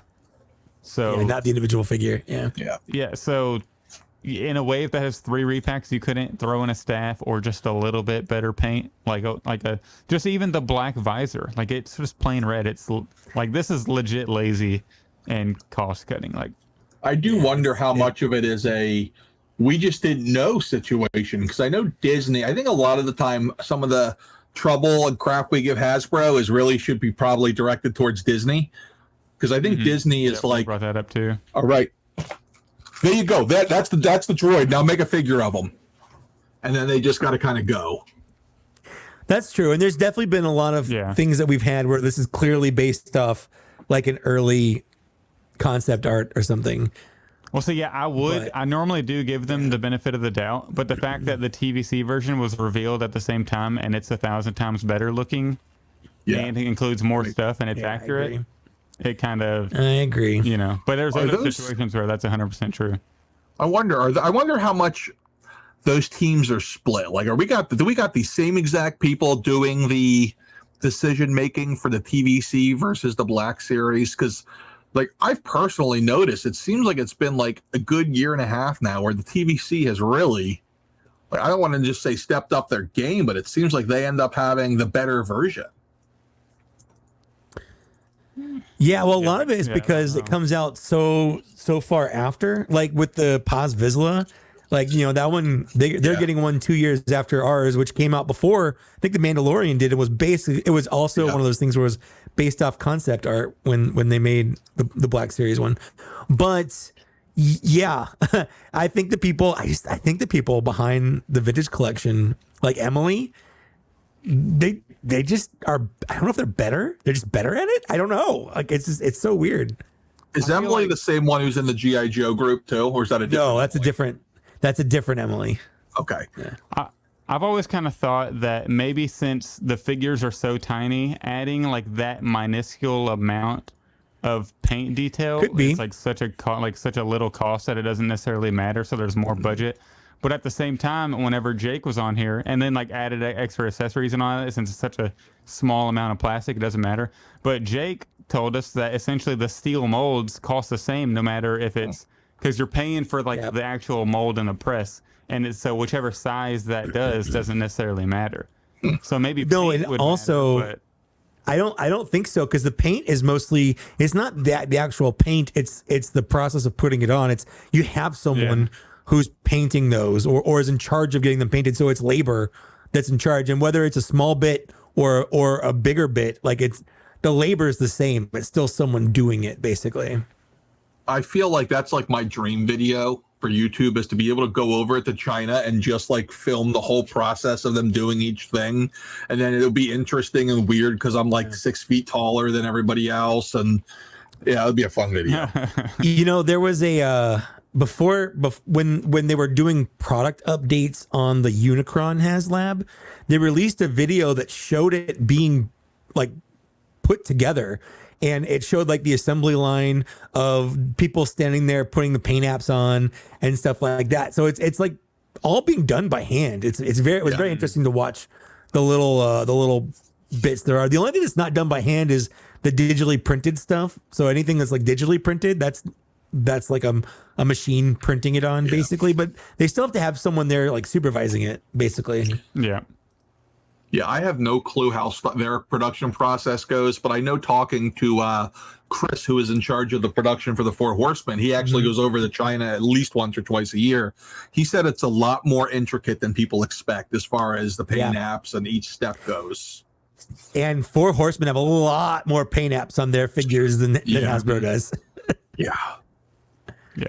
So next up we have Ezra Bridger. So this is technically Lothal, and I think I absolutely love the look of this figure. This is a season 4 look of Rebels. Yeah, it's definitely a season 4 look. It's still weird because like they did the thing where they made the head a little bit more like the live action version with the actor rather than being based on the cartoon, which they do with the cartoons anyway. They give them more live faces. Look, but like the hair is different because the hair is more of like a fluffed up pompadour kind of thing rather than his like he just had like a flat buzz cut almost in the animation. He looks good. I used to have that haircut when I had hair. That's a good haircut. Yeah, it's an excellent choice because the buzz cut would have been awful. I agree. In my opinion. No, I'm not complaining. I'm just saying it's different. That's all I'm saying. Yeah, and so this technically is essentially season 4, and it's based off that sort of the hologram he was in. The hologram, yeah, which we haven't talked about Ahsoka on the show yet. We'll do that at the end, and we'll have a spoiler warning for that when we get there. So we'll try to keep this spoiler light, but this was in the trailer, so that's not a spoiler. Yep. So, Mike, what are your thoughts on this Ezra? Oh, I'm buying it 100%. Not even a question. Love it. I think it looks great. Yeah, and I know Matt's not getting it because he hasn't even watched the damn show yet. So. Nope. And honestly, in general, I don't care for like straight up human character figures all that much. Sure, that makes sense. Interesting. I think our friend of the show, Dan Larson, is also the same way. Yeah. Yep, helmeted characters only. Yep. Yeah, he only likes helmeted characters and Mandalorians and stuff like that. Any kind of alien, I'm good, you know? Yeah. I'm not a big fan of this outfit, but I know it's accurate to the show. But what this looks like is like when you're playing a fighting game and you get like a regular character, like a color in regular clothes, and then they flip all the colors on like when you choose the same character again. Yeah, you have to like make all the colors wild or whatever. That's what this looks like to me. This looks like a player 2 version of Ezra Bridger. Well, also, like the original Ezra Bridger, I actually have it here. We were talking about it on Out of the Basement the other day. Mm-hmm. So, like the colors on this Ezra look more duller and more realistic, and they on this picture at least right here anyway, they look very vibrant and bright and kind of cartoony. So I might add a dark wash to make them look a little more realistic. Looks definitely like has a Naruto vibe. Yeah, honestly, it wouldn't surprise me if it did. Yeah. Mm-hmm. Here we go. And here we go with another accessory list figure. We got Morgan Elsbeth. And it's another like female character. Like, you know, we got Mon Mothma, no accessories. We're getting Morgan Elsbeth, no accessories. And I understand that, you know, Hasbro, maybe they didn't get a model of like, you know, one of the accessories in the map piece from the show and all that. But like at least if you're not giving us anything that she can hold or whatever, give us an alt pair of hands where her hands are open or doing something. Yep. And if you can't give us an alt hand, give us like the hand, spear, like at least a left hand that's open, not two hands just like that look like they're supposed to be gripping a spear, and you don't give us a spear or anything. I know this is the Ahsoka version, and she had the spear in the Mandalorian season 2, but like she still had it. It's not the first time they would have done that. They did that with Galen Erso, where they gave him Death Star plans because they didn't we don't know what else to give him, so we gave him Death Star plans, even though he never actually held Death Star plans in Rogue One. Like, you could have still given her a spear. They've already made it. It came with the 3-pack Mandalorian. Like, just stick it in the package. It's not a big deal. I don't understand. Yeah. But aside from the complaints about lack of accessories and lack of alt hands, because I don't know if they got a TVC version, but we did. I guarantee what'd that come with? Was that nothing? Or? Let me look. It came out the same day as this. With anything either. Yeah. That makes me feel a little better if it didn't, because normally when TVC comes out with something, they have everything that they have holding from the show. They throw in there, like that chrysanthemum, and you know we already talked about HK and all that. But I will say, Lance Peter Luke is in the kitchen. He's cooking. To make Lance Peter Luke, guys. Yeah, he's cooking. Absolutely. We can we can confirm. We have seen. That's right. And it's gonna be like. It makes this figure. I'd pay double for this figure.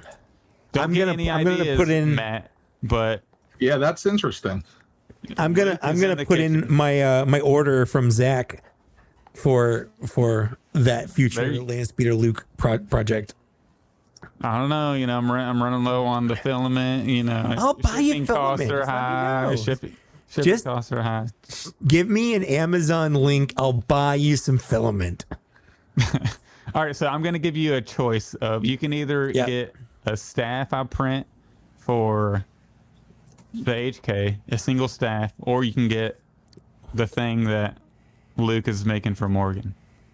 You're my co-host on a podcast, Zach. I'm joking. Choose for. I'm joking. But Luke is in the kitchen, so everybody keep an eye out for his Instagram page and YouTube because it's gonna be awesome. And here we go. Here's a banger right here.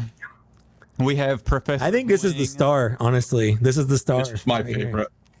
This is absolutely the star. Not only does he come with a backpack, sort of, that has arms that you can actually move with articulation, he has a data pad and a lightsaber, which it would have been like one of the fake hologram type lightsabers. It would have been cool if this came with like a clear, sort of like really thick, like translucent plastic piece to make it look like the fake lightsaber from the show. Sure.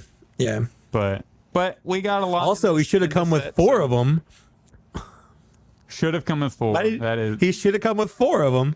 But Hugh Yang was a great character in the Clone Wars when they showed him for like the one episode that he was in, voiced by David Tennant. They did the same thing, just brought him over. He's been a major part of Ahsoka so far in the first 3 episodes. He's been in every episode. Wait, that's David Tennant doing the voice of Ahsoka too? Oh, yep. Oh, no way. I knew I recognized it. Yep. I just need the droid to then go, Jessica, and then I'll be good. He's basically using his Scrooge McDuck voice. Mm-hmm. But he's a great character so far. Everybody was wanting this one on the whenever Hu Yang was whenever the HK and Morgan and like Ezra were leaked, people were like, "We need Hu Yang, and then bam, a couple days later, got him. Yep. Yeah, this one was a surprise. Super happy they did it. This is clearly where all the budget of the wave went, though, with all the he's got the skirt, he's got all the wiring detailed. He's got a lot of paint apps and stuff. If I had to guess, I'm like, yep, this is where where all the budget went. This is it. Yeah. So this is an instant order. One like part I'm wary about though is we know Hasbro does struggle with the droid legs. They tend to make them thin and kind of cheap, so their droids have trouble standing. And these legs are looking just a little thin. I'm hoping he can balance good, but that's yet to be determined. So fingers crossed we get nice sturdy legs. But we will see. And next up we have the Inquisitor Marok or Marek, however you want to say it. Marek. Not Galen Marek. That's for sure. Not Galen Marek, for sure. I'm glad I'm not the only one who can say his name. I feel a lot better now. Yeah, no, it's not just. Yeah, I feel like there's like 6 different ways you could pronounce his name. Yeah, at least. Even on stream, I think they pronounced it like 2 or 3 different ways on the reveal stream. Yeah. But yeah, overall, like I'm excited for the figure. I think this might be one of those cases where they got an early image and then put the color on it because he's a lot more gray than he turned out to be in the show. His armor's more black, but he's very gray in this. And the rust is it's overdone. It's overdone. Yeah, the rust is a little. It's like I get what they were going for, but it looks like they just went too heavy on it. It just needed to be like a light, like a light brush. But it looks like they dipped that thing in it and bam. I will say, again, not getting to spoilers, but the newest episode that just aired, because they had a lot of close-ups on him, and I could see the rust. Because in the second episode where you see a lot of him, I'm like, what rust? Like, what rust does he have? But in the third episode, I'm like, okay, there's the rust. I see the rust, but it's definitely a lot more pronounced on this figure. Where what it looks like to me is when like a little kid gets their mom's lipstick and they just go to town putting it like all over their face. Or that's kind of where that lipstick goes, but that's not right. That's what it looks like. Yeah, and I'm gonna add this to here real quick. This is the in hand. Like it looks better. Like the gray is still pretty prominent. That armor should have been more black, but like the rust looks better on hand, but it still looks like they slapped it on a little heavy. For sure. Like right there, it looks good on the back. Like the back of that left forearm right there. I don't know how good that is on the screen. Oh, looks like he's got some lightsaber storage. That's good. A little peg on the back. Oh. Is that? Oh, that zoom in is not working. It does not work. My caption. But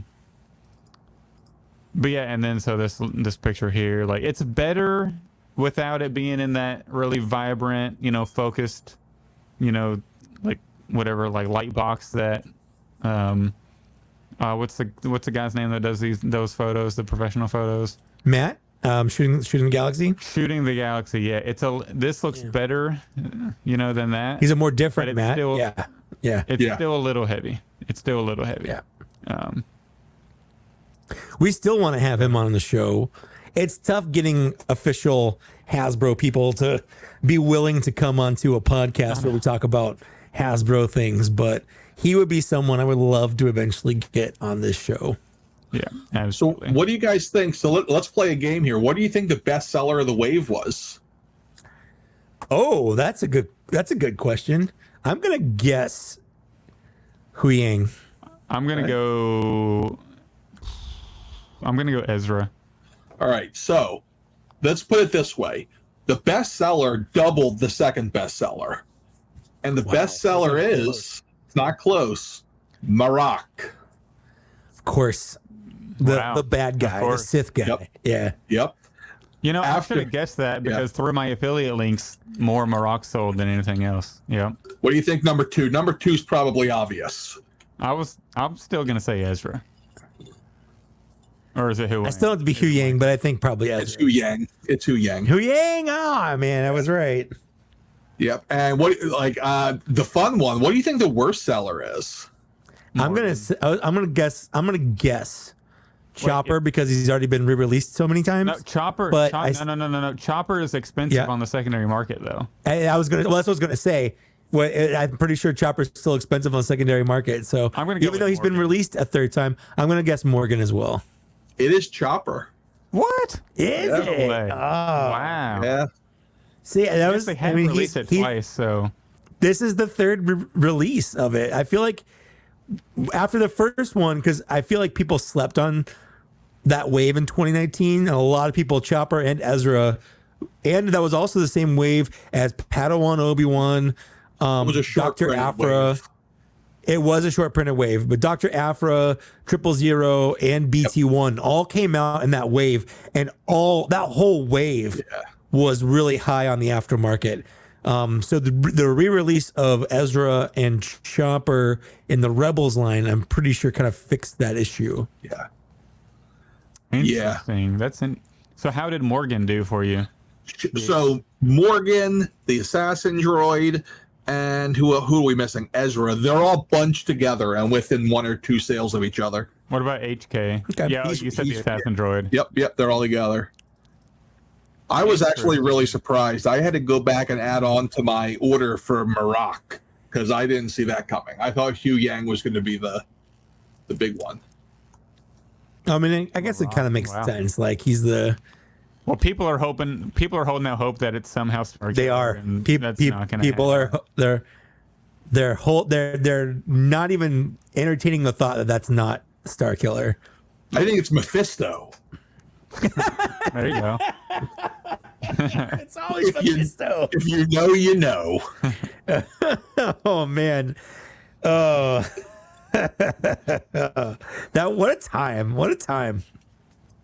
That was one of those things that like fans set themselves up. Sorry. I'm being loud for my wife. Fans set themselves up and then got mad when they set themselves up and it didn't work out. All right, this is a rant, but you know what made me mad? Yeah. They set we set ourselves up. I'll put myself there. But when they brought in the Quicksilver from the Fox universe, I'm like, oh my God, it's happening. They're doing it. Yeah. And then that turned out to be a giant troll job. And that was a troll. That was not setting themselves up. That was 100% like that was just a dick move on Disney's part for sure. Like you know that everyone reads everything into this. Yeah. Oh, I was mad. All of that for a boner joke. Yes. And that was probably, out of all the Marvel shows, that might have been my favorite of the Disney Marvel shows. So that really killed it for me. Yeah, good Lord. Additionally, real quick, on the side art of Marok, we have, thanks to Yak Face, he noticed a shoulder pauldron or the shoulder pad for Balin's skull. Looks to be all but confirmed. Definitely going to be there. So, yeah. Oh, I can't wait for that one. This is awesome. I like human characters with beards. And lightsabers, right? And lightsabers. Like That's a double whammy. Red lightsabers, beards and red lightsabers. Like, he better. Do you think he's gonna have his cloak? He better have the cloak. Oh yeah, he needs I hope so. He better have the cloak. I wouldn't doubt if he does not come with a cloak, but we can cross our fingers. But I imagine this one's gonna sell very well for you, big nerdy. Oh yeah. If Merrick sold well, this one is gonna fly off the shelves for sure. Jedi and Sith always tend to be winners. Yeah, he's like we'll talk about his character, but I'm in love with his character. Whenever we get into the show here soon, but yeah, I'm loving him. So that's on the way eventually. I imagine the next stream we have or some website will drop it, or it won't be me. It won't be me. I promise. Leak it. He's done revealing stuff. Done. Never again. The fuel Merle that Yakface posted, which I thought was cool. Chopper should be in here, but for some reason they threw him in the. It's like it's even the same color. The side color is the same. It's weird. Like it would just make so much sense if they just dropped him right there by Hera. You know what I mean? Like right there by Hera. Yep. But. Or by Sabine, like just by somewhere Sabine. around there. Yeah. Yeah. Anywhere really. Yeah. But pipeline reveals we got. Yeah. Look at that. Here you go, Mike. Mike was upset at the spelling on here. It's not this was not the only spelling mistake that they made. This was not, yeah. But this isn't just a Don and R5D4 this is not just a spelling. And 3 pit droids. They changed his name. It's Mamau Nadon. It's Hammerhead if you want to just go that way. MoMA? Like that's not even close. Mama? Just write Hammerhead and be done with it. Just but they did the same thing. It was Luke Skywalker. It was Piolet, P-I-O-L-E-T. They spelled it P-I-O-L-I-O-T or something like. Yeah, Poliot or whatever. Whoever was doing this slide together. No, that's the French version. That's I joked about that too. It's only Luke Skywalker if it comes from the Luke Skywalker region of France. Otherwise, it's just sparkling Jedi. That's correct. Oh my God, we're finally getting an R5D4. What are the odds? Yeah, I know. Well, and this was weird. I'm glad they pipelined this because I got to cancel my R5D4 pre-order because obviously I would rather have the one with the pit droids in it. And I'm not going to buy a standalone. Yeah. We can assume that this one should have more paint apps. Like maybe it'd be dirtier and grimier than the clean one that the original or the newer version is going to have. I'm pretty sure that other one looks pretty clean. So this one should be grimier since it's technically going to be, what's that character's name? Peli Moto, her shop, and he's pretty dirty in that. Oh, Rhea Perlman, Space Rhea Perlman. Is that who we're talking about? Yeah. Oh, that's what I thought. It's like if Rhea Perlman and I can't remember Sigourney Weaver's character from Aliens. Yeah. But yeah, it's like if they had a kid. Yeah. I see it now. Yeah, Mike, I didn't mention it, but let's see. Yeah, this is purple. On the bottom? Yeah. On the bottom it's purple? Yeah, it's purple. Okay, I can see it there. I can see it there, but on the other this one, that one does not look. That's the one I'm like, that's not purple. Yeah, this one is. But it is but purple. there it is. Yeah, there it is. Okay, there it's not though. Like I'm not crazy, right? Well, this is like a Yakface edit job, so he cut it and put it in. So I think the color. He cut it, so it's probably a bad picture. Okay. Yeah, it's just like a non-HD. Okay. Yeah. So, all right. So, but you're right. I can see that on the other picture. Okay, that makes sense. But yeah, so the R5D4 and the 3 pit droid pack is Target exclusive. I don't know if they mentioned Hammerhead is going to be Target exclusive. They didn't. They didn't mention. No, I would assume that he's going to be a deluxe figure, like deluxe, like but Doc Onder was. Yeah, because whenever they said Target exclusive, I was pretty sure it was only for the R5D4 set, but I'm pretty sure that's right. I really want him to come with that big ass gun that the Power of the Force 2 version came with. He came with like a giant, like double barreled, like blaster. It was like the little blasters that Star-Lord has in Guardians of the Galaxy. It was like that times like 100. Oh yeah, I remember now. I'm looking at it. I'm like, yeah, now I remember. That thing was huge. It's like he's huge, almost double decker. Yeah. Yes. So those are all the official reveals and all that. So I'm excited for most of those. I'm glad they're selling well for you. Before we jump into talking about the Ahsoka series, I just kind of want to talk to Nerdzoic here, kind of about the Black Series. Whenever, like, were you in on the Black Series as soon as it started back in 2013? Or did you jump in a little late? How did you get started collecting those? So I was on a collecting hiatus when they came out. I remember the USA Today article when it hit, and I was like, huh, this won't last. Star Wars can only be 3 7/5 inch. It will never work. And then I saw them. I was like, all right, yeah, they're pretty cool. And then I was like, yeah, whatever. I'm too cool for this now. And then I got I came back down to earth around the time that The Force Awakens came out. And I got in, was it the blue box or maybe it was the orange one, but I got in right around there. I think my first Black Series was that first Palpatine they released. Maybe it was IG. Yeah. Okay. Palpatine. Yep. That was right before Force Awakens came in with the red box. Yep. And I was like trying really hard to buy that stuff up because I forgot that Hasbro re-releases everything. Like I was on eBay, like, all right, I'm gonna get this one, I'm gonna do it. They get me that orange box Boba Fett. But then when Force Awakens came out, I did the whole Midnight Madness thing. Same. But Toys R Us got one case of Black Series here. Oh, Lord. Yeah, so I ended up having to bogart it off a pallet in the middle of a Kmart the next day and be like, oh, I'm going to help you guys and open this box and buy half of it and put the other half away. And I was all in on the Black Series up until probably like number 60 or 70 is where I decided, all right, I can't completionist this stuff. Like it's taking up way more space than I anticipated. So that point I went to single, like, pick and choose. And I've been around the time when they started, like the Force Awakens red box, when they started doing quantity over quality and just releasing anything they could push out. So yeah, like I bought like, I think it was the original Mandalorian release. I bought that carbonized that I'm like, they'll probably only make a couple of these. So maybe I'll do these so I could be like a completionist of a sub collection. And then that's so funny. Was carbonized. And then I did the same thing when the New Hope 40th anniversary came out in 2017. I bought all of those. And I'm like, they're only going to make a few of these. I better get them and put them in the card pack. In fact, when I got a really big, so when I worked for Panera, every 5 years you could earn a really big bonus. When I got that bonus, the one splurge I did was to buy the Celebration exclusive X-Wing Luke on the vintage card. And I paid an arm and a leg for it. And I'm like, well, now there's only 6 of these. So, yeah. Mm-hmm. And now I'm just like, I hate you. Please stop. I can't keep, I have no more room for these. And like everything comes on a vintage card now. It drives me nuts.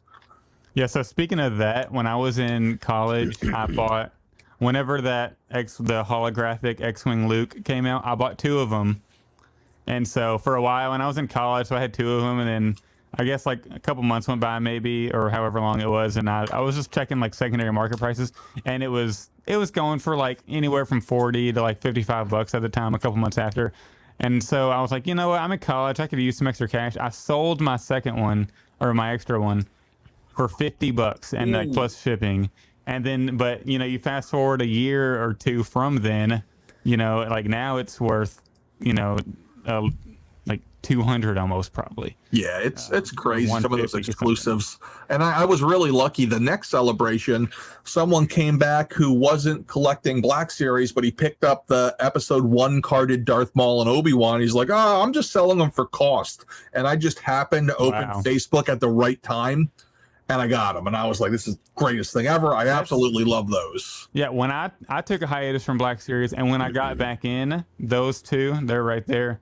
They had already, I guess they're, right there. They had already come out, but I opened Facebook and like the guy posted it said like 5 minutes ago, I got both of those for 80 ship. So 40 each. That's a big deal. That's I think retail right there. That's great. Yeah, so like slightly above. So, and then literally like 6 months later, I'm just kind of checking secondary market prices, and they're both like worth 90 each almost. I'm like, and then now that Obi-Wan is worth like 180 or something. Yeah, forget it. So it's I absolutely I go a little crazy when they pull out the old card backs in this with the Black Series. So I love it. I love when they go throwback. If we end up getting like a flashback photo Black Series, I'm gonna lose it. Like if we get like the cantina bartender, was it Wurr? I can never say his name. We got him in the flashback car. If we get that, or if we get like Sebastian Shaw Anakin, why? Hold up. Hang on. We already have the superior Anakin. You opened up the can of worms. Listen, I have no problem like that, but we can't just pretend that Sebastian Shaw didn't exist. Well, we should. No, we shouldn't. This is Sebastian Shaw erasure. I will not stand for it. Yeah, it's slander. Nerdzoic. In 10 years for Return of the Jedi 50th anniversary, let's film Hayden under the helmet, so when Luke does it, and then it makes sense. So when you have Hayden like that, we can make old Hayden stand there within the ghost, and then it all adds up perfectly. And, Hayden has grown on me so much. Like, I was episode 2. By the time that was done, I'm just like, can't take any more of them. I can't take it. But now, like, years later, I'm like, now I appreciate you, Hayden. Except just don't go to Naboo with Padme. I don't want to see those scenes ever again. But other than that, you're great. They showed us the wrong scenes, you know what I'm saying? Listen, if they take all of that out of episode 2, it goes from one of the weakest to one of the strongest films. I saw someone on Instagram today. It was her story.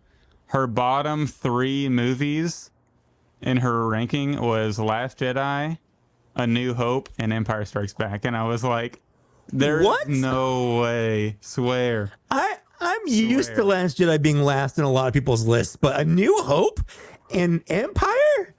That's weird. What? Well, also, number 3 was Phantom Menace, and like there's a red flag already. I mean, people like what they like, but at the same time, like if Phantom Menace is up here and Empire is down here, I mean, it's a big world out there. A lot of people they're gonna have different tastes. I got to be okay with that. I just got to be okay with it. Yeah. For me, I mean, honestly, it's always like, the number one worst for me will always be Rise of Skywalker. I couldn't. I'm like, really? We got zombie Emperor Palpatine. Like, there were so many plot holes that I just sat there in the theater and I'm looking at my wife. I'm like, oh, right. So there's a whole secret fleet that somehow got built by space labor and nobody knows about it.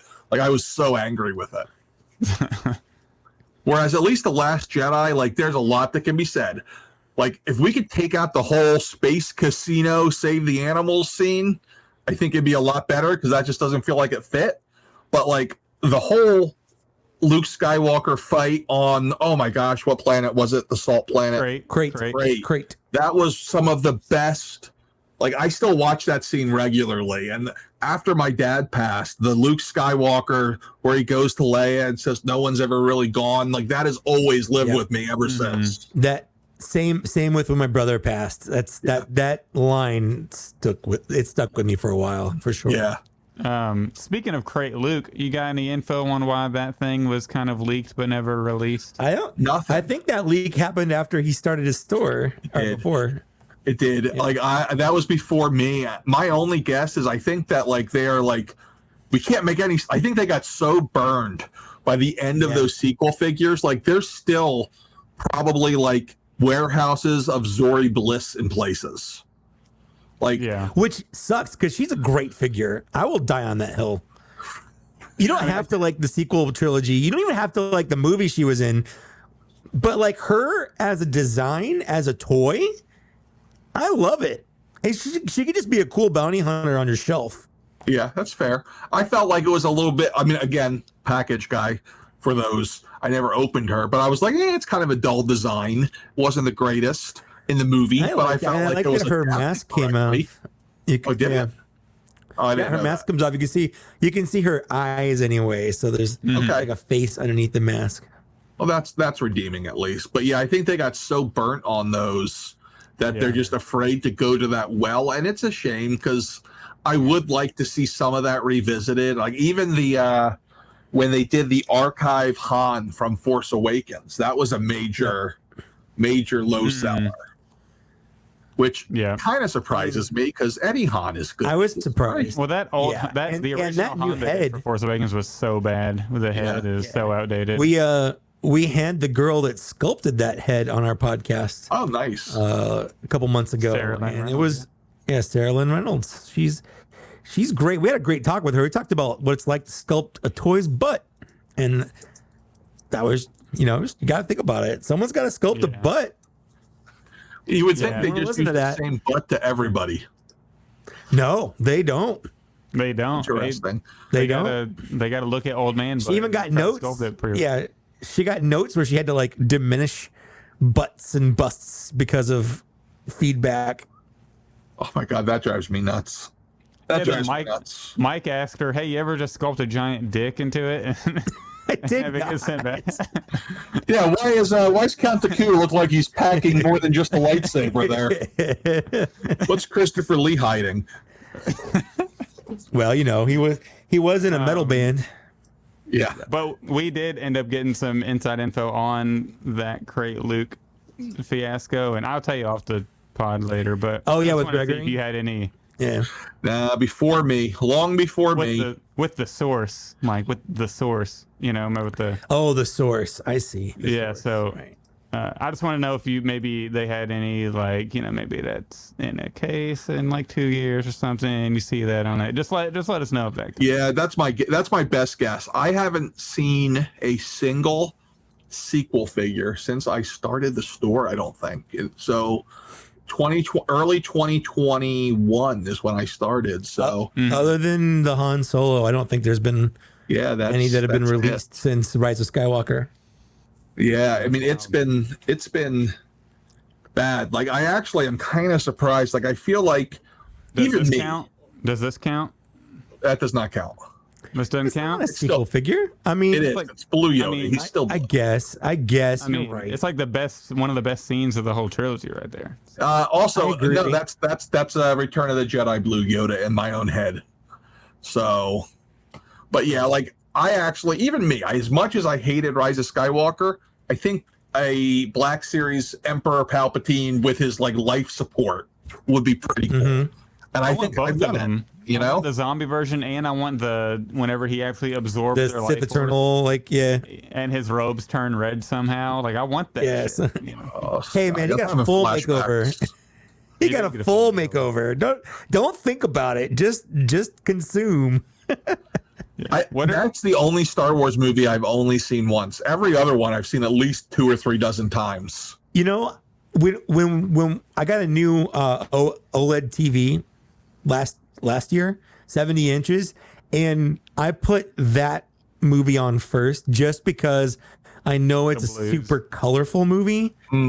Like when they go to Pisana and they're doing the fireworks and they're doing that whole chase where they fly now or whatever. I'm like, I think this movie's gonna look really nice, Yeah. And it did. But that's the last time I saw it.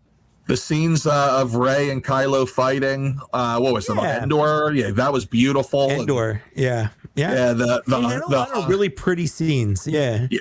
The Han Solo thing where he comes back, I thought that was, as a father, that was really cool. Mm-hmm. It annoyed me that he wasn't blue. I won't lie. I'm like, this doesn't seem consistent.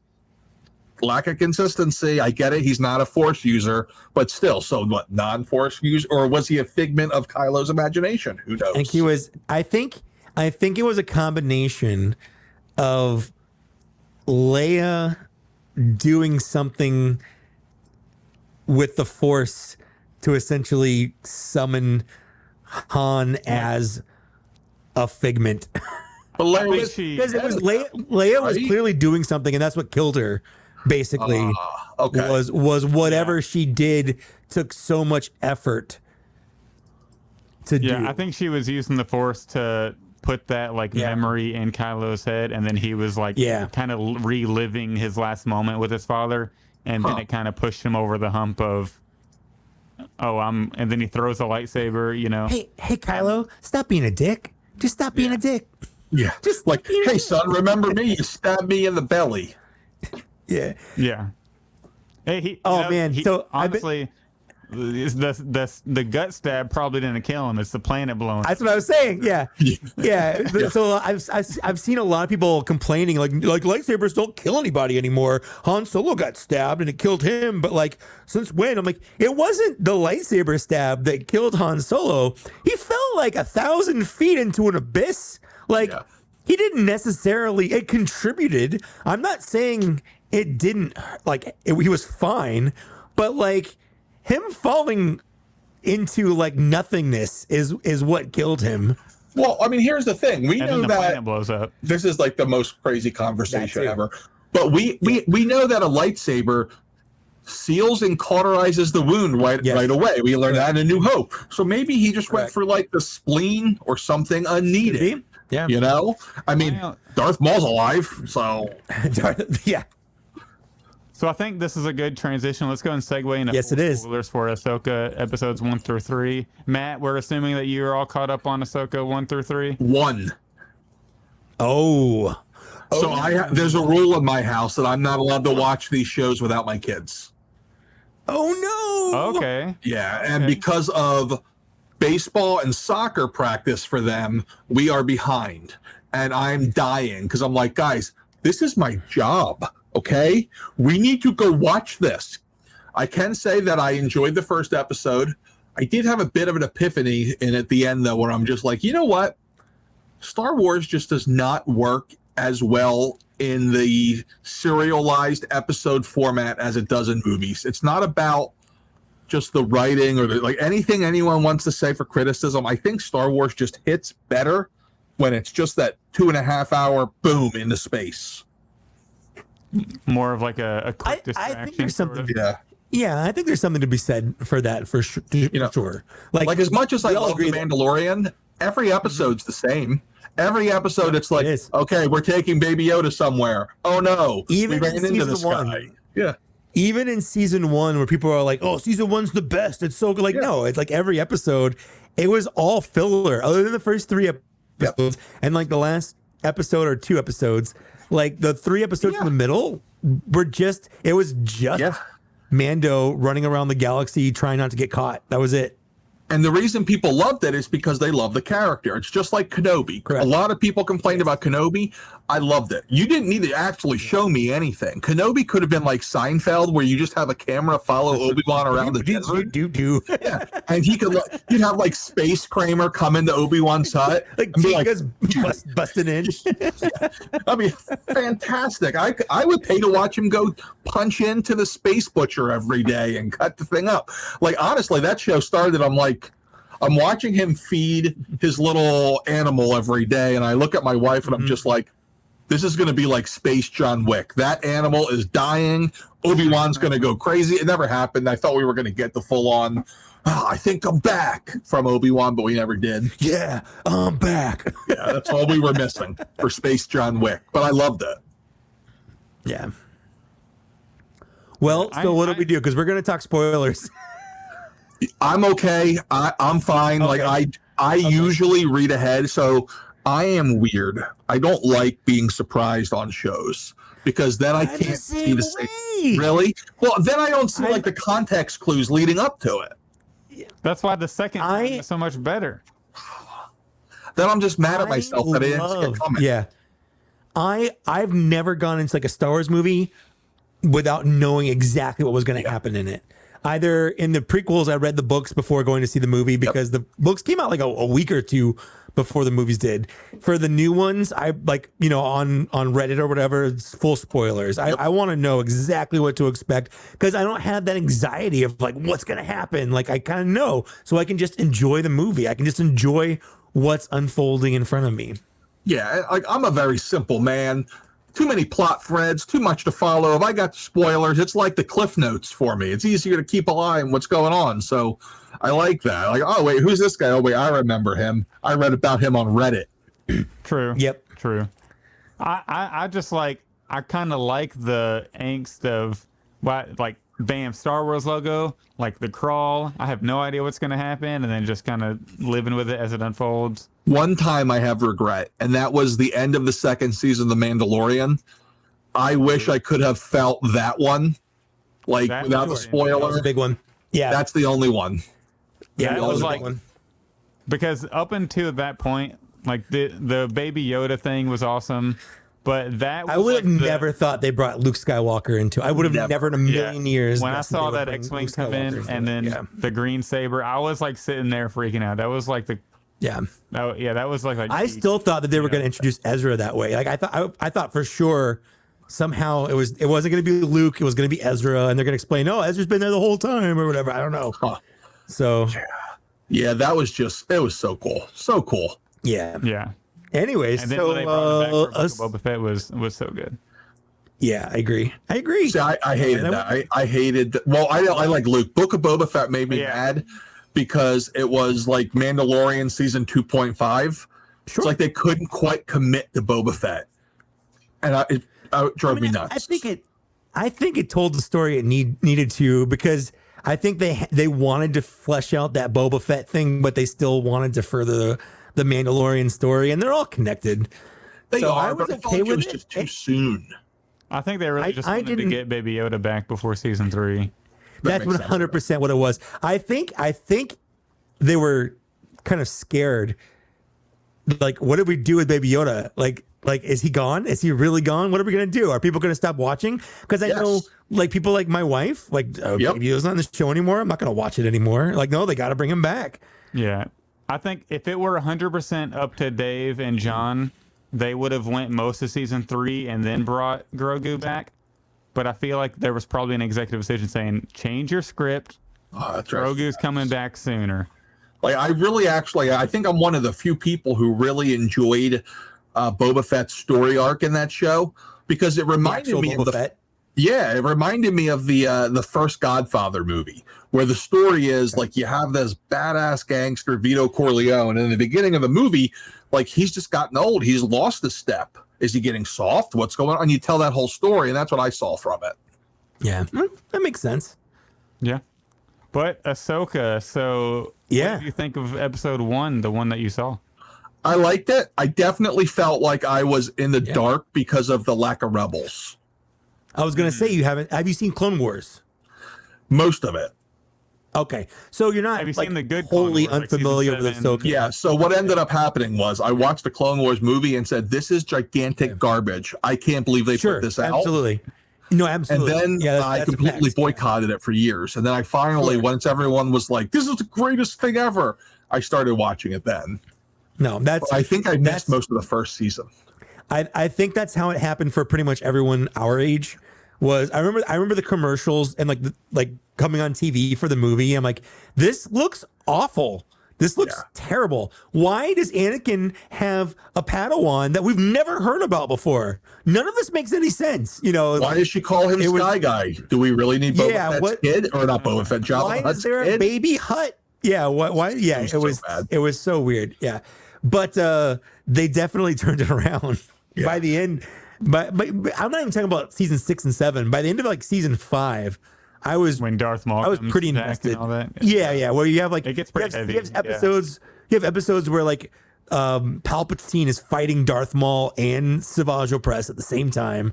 And in that same episode, Obi-Wan is jetting around in Mandalorian armor trying to save Satine, and Darth Maul in that same episode, Darth Maul is fighting Pre Vizsla for leadership of the Mandalorians with the Darksaber, like all of that. I'm like, this is at the time, I'm like, this is the greatest Star Wars to ever Star Wars. In this one condensed episode, just so much is happening. Now you've told me I got to go rewatch it, because I haven't seen all of it. I don't think. And oh no, season 5 is probably, I would say, the peak.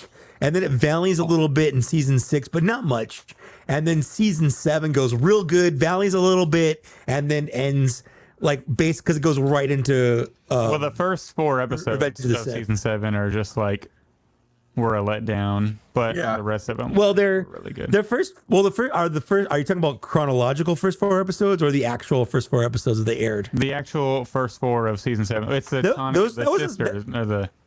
No. That's the chronological first 4 episodes. The actual first 4 episodes they aired were the Bad Batch episodes. That's right. Yeah. So the middle, it was because the middle is like It was the middle. last season of the Clone Wars. I want to know what's happening with Mace Windu, Ki-Adi Mundi, Kit Fisto, not these they're like sisters. check out what's going on with Ahsoka and these two random girls. I'm fine hopping in with Ahsoka, but at the same time, like, let's start talking about what the Jedi are doing. There was just so much other stuff going on. You want to know what's happening there. But the last four are like. Some of the best TV. Honestly, if they released the last 4 episodes as a movie in theaters, I would go to the movie theater to watch them.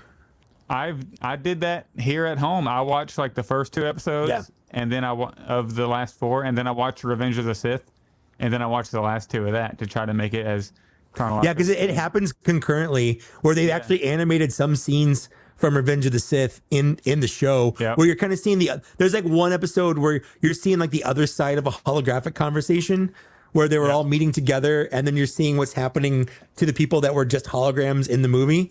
So it was pretty cool. Yeah. All right, you've sold me. I have to go back and make sure I've seen all of it. Good. Also, then watch Rebels. Just start with season 2 and go. I think season 3 and 4 are both like half season episodes, where there's only like 13 episodes. It'll go by real fast. It's some of the best Star Wars to ever Star Wars. Like, so it's hard because like I want to watch this stuff while I'm working, but then I stop working and I'm like, and you watch it. Yeah, no, that makes sense. Yes. Anyway, so episode 1 of Ahsoka. Basically, everyone's saying, it's season 5 of Rebels. I agree. Yeah. We kind of knew that going in. I'm okay with that as someone that's seen it. I like that. I think, but I was curious, how people that weren't familiar with Rebels, like how are you following along? Like, do you know who Sabine is when what you see there is your first introduction to Sabine? Yeah, so like I definitely knew who Sabine was. I didn't know how Rebels ended. Okay. So as they're talking about Ezra, I had to go like Google it on my phone as we're talking. I'm like, oh, what the heck's going on here with this kid? I didn't realize that by space whales. Yeah, I didn't realize that Thrawn was like pulled somewhere and all that stuff. So all of that was a little wonky. But I was able to follow along otherwise. But yeah, I enjoyed it. I felt like it was a little bit, I guess, on the slower side to start with. Like I was happy to see Clancy Brown is in space also, so that's a plus. That was cool, because that's one of those things. Or something, right? Well, he's reprising his character from Rebels. He's just being a live action version of a character he voiced in Rebels, right? Or Zani, Berg or whatever his name was. He was Berg in The Mandalorian as a Deveronian. He's also Savage Opress. So he's been a lot of he's been a lot in a lot of Star Wars. But this is the first time he doesn't have makeup on when he's on it. Yeah, he's just being him, using his voice, just being the same guy he was voicing in Rebels. And then the senator that he kind of passes to is the kid that Ezra rescues in the first season from the Imperial Academy, who's voiced by Dante Basco, who's Prince Zuko and Rufio and all those people in Rebels. He's not that in the live action. Although, like, he could have been. I don't know why they didn't. Like, they could have easily just made Dante Basco that. They didn't look that different. So I don't know. Yeah. But whatever, it's fine. Yeah, but I liked the way episode 1 was paced. Like, it wasn't super fast. It wasn't super slow. I kind of liked that song, introducing to the characters and all that. The song Sabine was listening to was a banger, absolute banger. I went on YouTube and looked it up, and I found the name, and I'm like, I'm gonna listen to this. And there's like someone did a cover of it. Basically, I'm like, this is pretty good. So I like it. Can we talk about the hologram she listens to of Ezra? Sure. Yeah, because he words it like he pre-planned. Or yes, the way he words it is like I had to defeat, like the way I defeated Thrawn, like it was past tense. So was that a message sent after he was kidnapped, or something he recorded before? I don't know. I don't know if maybe a little weird. Maybe he had like a foreknowledge in the Force of he was going to have to like sacrifice himself. Like he was planning on doing something to sacrifice himself, basically. Yeah. Or he was like, it was a message I had to do this to defeat Thrawn. Yeah. But like, Yeah. So what if the plan doesn't work and then people find this message and they're like, what the He just doesn't send it. You know, like he just doesn't send it. I don't know. What if they find it? You know what I mean? It's just kind of weird. But so I was a little confused on that, but I feel like it still overall works for the story. But the only thing I felt really dragged in that first episode was the opening sequence with her getting the little map thing. I'm like, okay, guys, we get it. All right, we don't need the whole Indiana Jones opening. It felt like playing Jedi Fallen Order or something, where you're going through and doing like a puzzle in like a temple or whatever. Yeah, that drove me nuts. And I like as soon as it was like I'm reading the scroll and it's talking the opening crawl and it's like looking for a map. I'm like, really? How many map? Like, do you guys need a map as your MacGuffin to be able to write a Star Wars story at this point? Well, you know what's funny about it is like who made that? They're like, okay, we're gonna have a room. It's gonna have 4 pillars, okay, and it's gonna have designs on them, and so these pillars have to be able to turn. And then in the middle, we're gonna have a separate pillar that appears once you line up the other 4. Like, who designed this room? Is there just like was there like a company where like that's their whole thing in Star Wars, where they're like, hey, come to our map room emporium. We have a bunch of different traps and designs that you can design your own map room. Like, do you have a treasure you need to keep safe for hundreds of years? Come to Map Room Emporium. Like, it's bizarre, but you sold me on them. It's fun, so you just kind of don't think about it. But like, it's the same thing when you're playing Jedi Fallen Order. Like, you're going through, you know, this Jedi temple that's been dead and buried for 1,000 years, and like, why would they hide all this stuff behind all these puzzles? Like, why? Like, who made this? Was Yoda just be like, a dick I will be, or like whatever? Like, you know, I don't get it. Like, but they did, so it's more fun that way, I guess. I do feel like it does legitimize some of the stuff you have to do in Fallen Order and Survivor and all that. Because we actually saw it in live action finally. But I wasn't like, I was okay with that scene just because I knew like it's a TV series. If it were a movie, I would have been like, all right, speed this the hell up. We got to get going on the story. But yeah, we got 2 hours, 2.5 hours. We got to get through this. Yeah. Yeah. And I guess, so then knowing it was a series, I was like, all right, we got plenty of time. Just let me like chill with this character, I guess. But what do you think of the crawl? Were you excited to see like an alternate crawl coming back? I enjoyed it. However, I can tell you guys don't have young children who you have to keep hitting pause so they can catch up on the reading. They drive me nuts. So I had to pause it maybe 10 minutes into the first episode and explain to my wife when the series takes place. So I had to explain to her like the history of Star Wars, because she's like, wait, is this during A New Hope? I'm like, no. Okay, and I'm like, I have to pause it because this is gonna take some time. And I pulled out my professor hat and basically history professored her Star Wars for a bit. I essentially did the same thing, except whenever Hera, or was it Hera, Ezra, and Sabine, or whoever, whenever they were talking about Ezra, because they kept bringing up like Ezra a couple times. And so I was like, all right, I got to pause this. I'd explain to her like Ezra's entire arc for season 4 and like how that ended. I was like, all right, so now you know who Ezra is. That's who they're trying to find. Maybe Ahsoka doesn't really care. She's just kind of, it looks like she's caring more about Thrawn. And then, is it weird that, you know, they were like, oh, we should bring in Sabine because she loves Ezra or likes Ezra or whatever, but they didn't think, oh, we should also get Zeb, like bring the crew back together? Like, I think we're getting there. Is Zeb gonna find out? And is Zeb gonna find out and be like, why didn't you guys come get me, or whatever Steve says in his... I have a theory. Yeah. So, you know, we're going into episode 3 now, I guess, which, Matt, are you okay? Do you want to drop off? Nope. We haven't talked about episode 2 yet. I mean, they're going to skip. Well, this is just real quick. So, in episode 3, whenever, like, they say the fleet isn't coming for backup. Right. Whenever they're going to Daneb or whatever, I don't know this planet. Yeah, Daneb. The one with the map, where you can access the map. When they said the fleet isn't coming, I feel like now they're going to go get Zeb and he's going to get pissed and he's going to take his own, like, kind of backup since he's part of the New Republic. And we saw it because we saw that in Mandalorian season 3. Because we saw that in Mandalorian season 4, yeah. So I feel like he's going to get people riled up and then he's going to be what brings the New Republic into it. Yeah. That's my theory.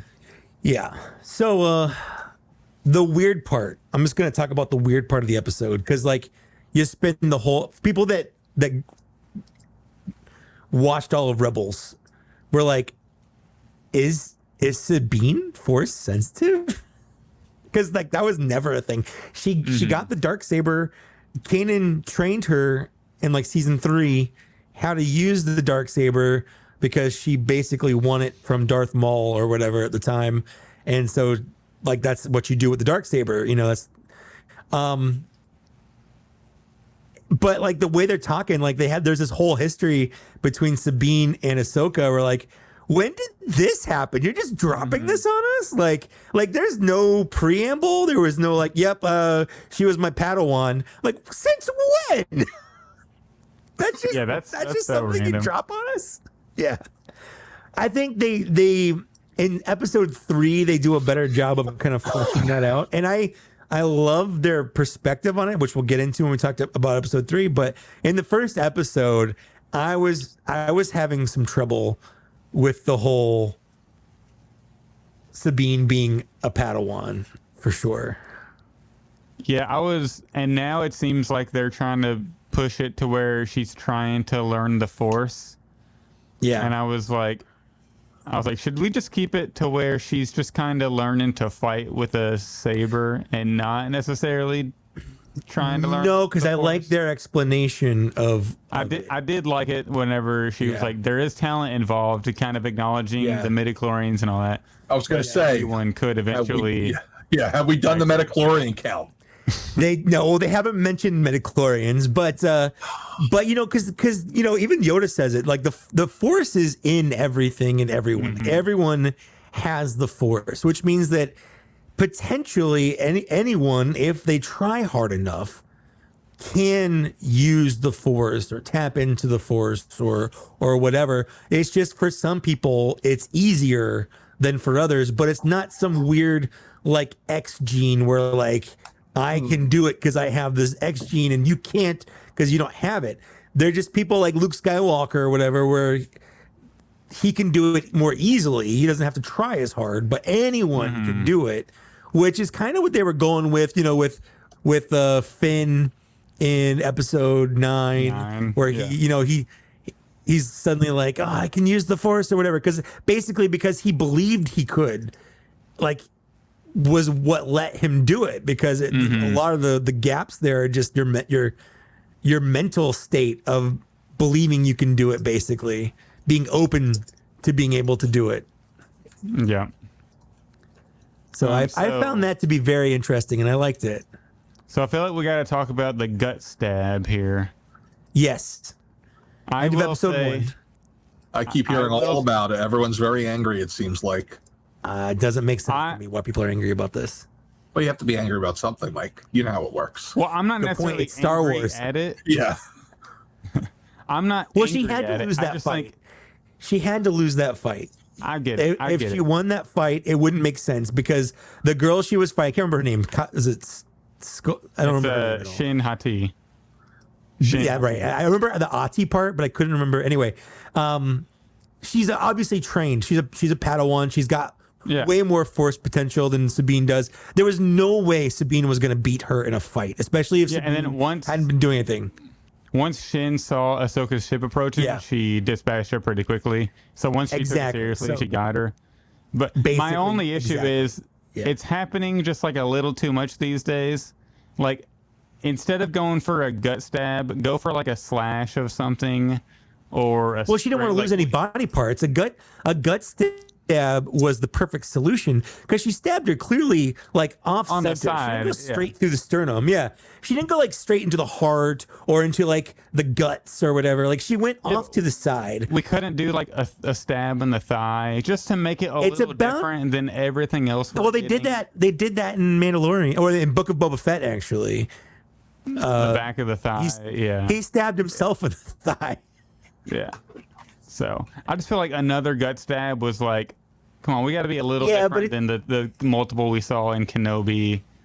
We got to be a little different. So I don't know. I thought it was different enough. Because, like, what? Did you want her to lose a hand? Did you want her to...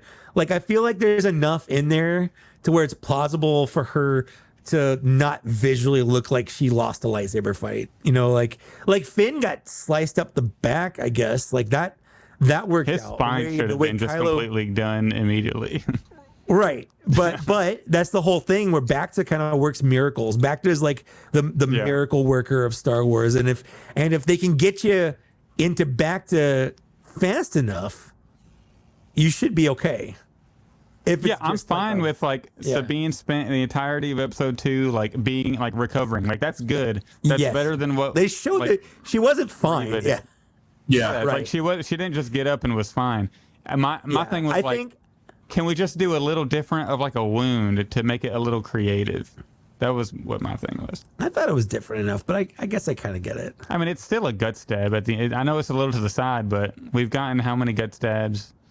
You know, like just do something a little different. I mean, it's an easy way to kill someone with a lightsaber, but you don't want to do that because you don't want Sabine to die. You just want her to get hurt. They wanted. Maybe I do. No. That's dark. No, that's dark. Hey, it's dark in my room right now. It's not as dark as what Hera did to Kanan. What are you talking about? That's Ezra's kid. I'm not. That's Ezra's kid. That kid is way too much like Ezra, number one. I don't think so because he doesn't have the right color hair. This is what happened. The colored hair is for Hera, right? Shit, I don't know. All right, here's what happened. This is 100% hair. This is 100% what happened. He wants his hair to be green because his mom's is green. Anyway, color is green. Yeah. Color is green. So this is what happened. Kanan dies, and then Zeb and Sabine, they go off on some like we need to restock the ghost or something. Like they go on a little thing. Chopper's like battery runs out. He's recharging. Hera's a little sad. She goes to Ezra for comfort. They get a little comfy. Bam! That kid looks way too much like Ezra.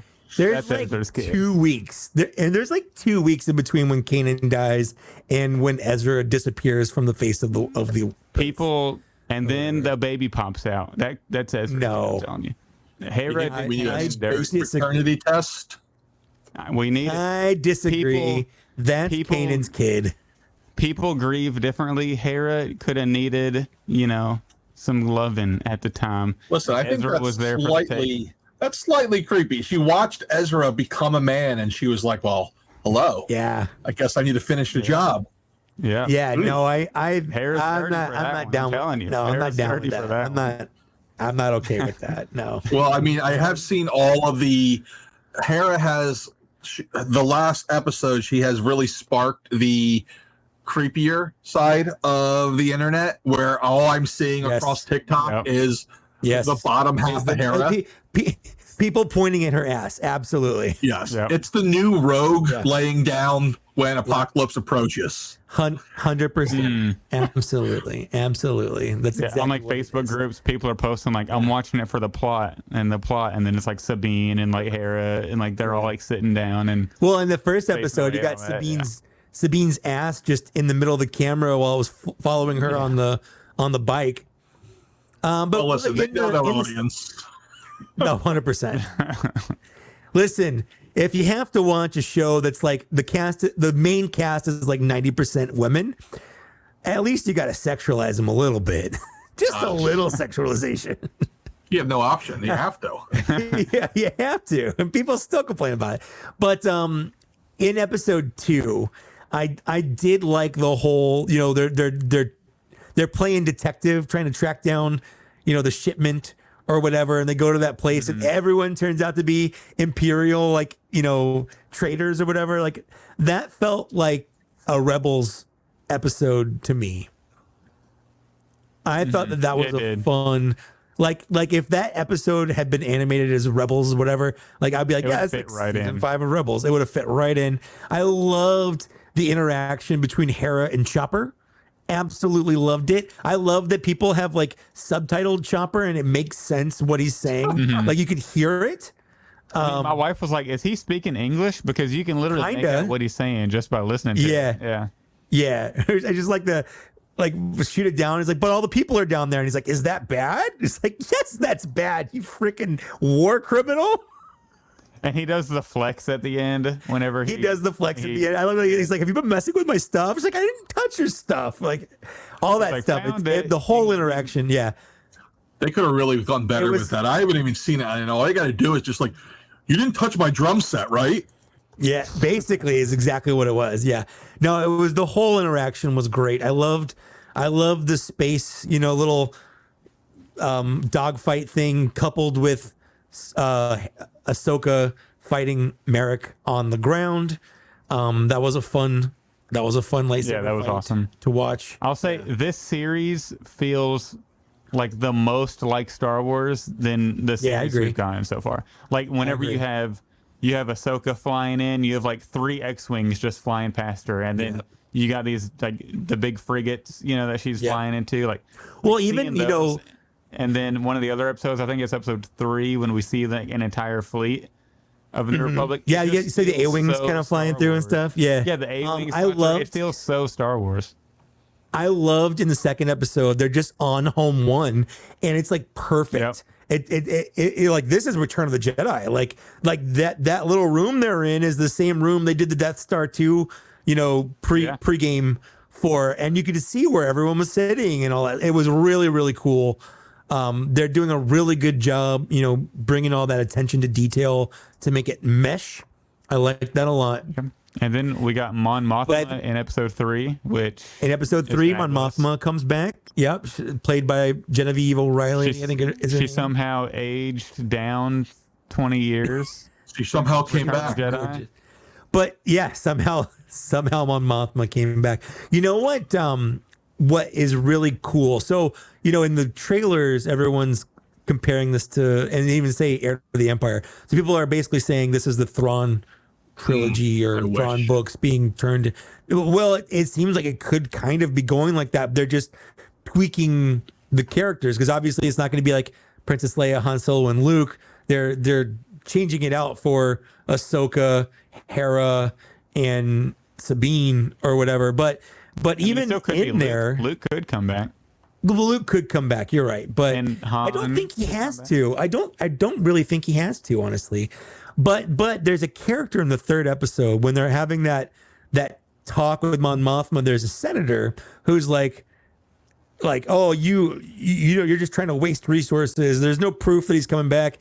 That there's a character in the books called Borsk Phalia, and he's a Bothan, and he's basically the same guy. Like his reasonings for saying Thrawn's not coming back, the Empire's dead. Like the character is the exact same, and even there's a spot in there where he gets called out, and they're like, you didn't really do anything during the war. You're just kind of coasting off the Bothans who died to get the Death Star plans for the second one. Like, you're just using that to gain power. And it's kind of the same thing where Hera calls that senator out, saying like, were you even in the fight? And he's like, well, no, but so there's a lot of, and then she says there's a lot of similarities there. It was resolved and picked the side that won. Exactly, which is kind of the same thing that happens in the book. So I'm saying like it could loosely be going that way, which is an interesting take. Yeah. Huh. Yeah. What do you think of Baylan? I love Baylan. That's his name, right? Yeah. Baylan Skoll. Yeah, I love Baylan, the character. I feel like he has honor, which I love with that line he says. I think it's episode 2, if I'm not mistaken. Correct me if I'm wrong, but he says, it would be a shame to kill a Jedi. There's so few of us left, when he's talking about Ahsoka. Like, you can tell he actually has honor about the Jedi still. He's not fully Sith. Yeah. He's not a gray Jedi. That doesn't exist. That's not a thing. Agreed. He's just like, he's a mercenary who has found a way to make a living, and obviously he has more dark side in him now than he used to, since he used to be a Jedi. But the fact that he still has that, and he carries that honor, kind of, you get the vibe that whenever Count Dooku's telling Obi-Wan in episode 2 that he wishes Qui-Gon were still around because he could use his help, and you could genuinely feel like, oh, he literally means this. He still cares about Qui-Gon here. For sure. I agree with that. Same vibe I got from Baylan, and I'm really digging the character so far. Did you like him from the episode you've seen so far? Yeah, I definitely did. He kind of gave me, I was like, it's funny because now I'm like trying to figure out an heir to the Empire, who's who. I'm like, is this our crazy clone? Nah, it doesn't quite work. It could be. I mean, yeah, it doesn't quite work. Yeah. I mean, they could have just not made him a clone, because that was, honestly, that's one of my problems with the Clone Wars Thrawn trilogy. Like, they didn't know what the Clone Wars were when Timothy Zahn wrote it. And that's the thing that just does not hold up in those books, is anything clone related. The Luke Skywalker and the Jorus Kaboth, or whatever his name is. Like, they could keep that character there, but just not make him a clone. Crazy clone. And crazy clone. He could just be a corrupted former Jedi, which I think could still work as that same kind of character for sure. Yeah, I could see that. Yeah. Yeah, I love Baylan. I need that Black Series to be revealed so fast, and I'm so excited about that. Same thing with his apprentice. Yeah. Yeah, Shin, she's really cool. What do you think about Ahsoka's spacesuit? That whole sequence is a little goofy. Like, she changed into that real fast. She's like, she did. Yeah. Like, it was like a 2-second change, and suddenly she's in a spacesuit jumping around outside the ship with her lightsabers fighting off. Now, I did like the World War II planes that the bad guys are flying around in space. Those are cool. And I dug the shit out of that. I ate it up. I loved it. You could tell that was such a Dave Filoni thing.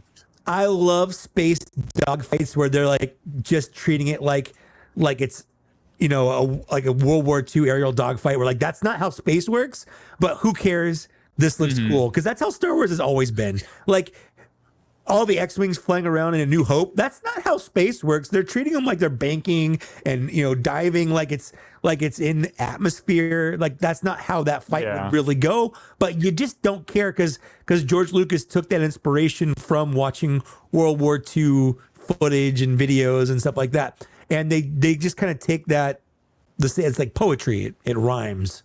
Where I love the design of those planes that the starfighters they're flying around. I thought that was really cool.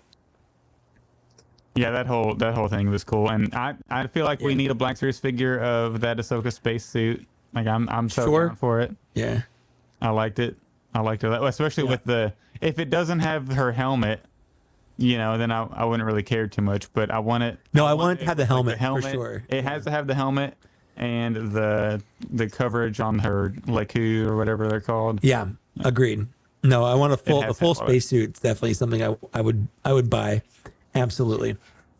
Yeah, for sure. I'm trying to. There was something else I wanted to talk about, but now I can't remember what it was. So I guess it wasn't that important. Must not have been. Do you want to go ahead and wrap it, and then we can? Yeah, I guess we could do that. Chat about it. Anything, and we'll talk about it more next week on our VIP show on Friday. Yes. Yeah. Yeah. So I do Patreon there. Yep. So we're gonna have our Patreon VIP monthly chat. It's free for any Patreon person to watch on our Patreon channel, but we'll have our VIPs on with us. It's gonna be their show. They dictate what we talk about, and it's always fun because it's never what you expect, or it's exactly what you expect. It could go either way, really. Nice. And we have Caleb Clone Command, our new VIP. So that's true. He's our fourth person. So thanks for hanging out with us, Caleb. Yeah, appreciate it. We'll do all of it on let's see. Show, this one, and then we'll split it up going forward. Yeah. So Big Nerdy, give us plugs for how people can find you, talk to you, see you, buy stuff from his store. Yeah, it's really simple. Nerdzoic.com. You can get to everywhere from there. I'm on every social media thing under the planet that is allowed for people who are my age. So no Snapchat. Don't understand that one. Are you on the OnlyFans? Oh yeah, you know it. You know what's funny is I have a video. I actually had his idea for a product. I'm not sure I like where this is going. No, you do. Trust me. I do. So I'm like, listen, here's what we're doing. Like, I wanted to make a really like deluxe figure stand and brand it only stands. I was genius. I was so proud. That would be good. Smart. That would be good. Yep. And then if my wife let me, it would only be like really attractive women marketing it. So people get kind of confused. They think they're going somewhere else, but they're not. Boom. Here, have a Darth Vader figure. Is That is real perfect. bait and switch. Yep. That I would say that is a master bait and switch. Mike, give your plugs. Give your plugs. So like I said at the beginning of the show, by the time you listen to this, my review for Darth Malgus will be up. And I put more work into this video than I have in any video I've made in the last 6 months easily. So if you could watch it, that would be really cool. I would feel really good about it. But if you don't watch it, I still feel good about making it. And that's all that matters. I am on YouTube, Mike Case. I am on Twitter, X, whatever you want to call it, Mike Case. I'm on Instagram, Trusty Sidekick, because I made that way before I just started going by my name, and it's just how it is. I don't want to change it. I don't know. It's just how it is. And I'll probably post things on TikTok, Mike Case 82, because like, why not? That's where the kids are. That's what the kids are, and I'm not gonna say that because that makes me. I don't like how that sounds, but. It's where the audience is. Let's say that. That's right. There you go. There you go. There you go. You can follow Zach. me. We also hold on. We also I'm just gonna post. But so we don't forget. We also have merch. We have merch. Don't go check out our merch. We got some good merch. There's a link somewhere. I'll cover that in a second. All right. We forgot last time. I just don't want to forget this time. I'll go through the rundown. So you can follow me on Instagram at Black Series Cantina. That's the new page. That's not permabanned. But you can follow me on TikTok. I have the old handle still. I haven't been banned on there yet. That's at the Star Wars Black Series. I'm over 17K on there now. Speaking of TikTok, shameless plug. This was sent to me. And this is a Death Star cutting board.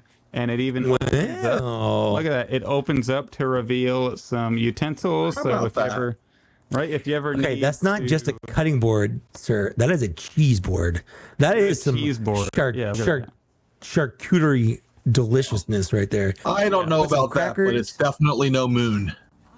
Exactly. This is no moon. It is a cheese board. So this was sent to me. I may or may not have to post a video about it in order for it to be free. So be on the lookout for that. If you want one, you can buy one on my TikTok shop, and I'll get some money back for it. So that's go buy some like a nice cheese, like a nice brie, or some crackers on there. Like people listening, you're doing a Star Wars night. Come on, it's only like $49.99. It's like. You've spent more on work. That's the price of 2 Black Series figures. Exactly. Like this is an amazing thing for every Star Wars fan. It's something every adult should have in their kitchen that's a Star Wars fan. Yeah, so go on my TikTok shop. You can buy that. You can also follow us. Are you selling out? Selling out over here? I might have sold out on the TikTok a little bit. I got to do it somewhere. Follow us on Twitter. That's at TBS Cantina. Join our Facebook group. It's a really great group. That's just called Black Series Cantina. We chat toys on there. Everyone's great there. We give a lot of. That's mostly where we give updates on the podcast and the schedule and all that.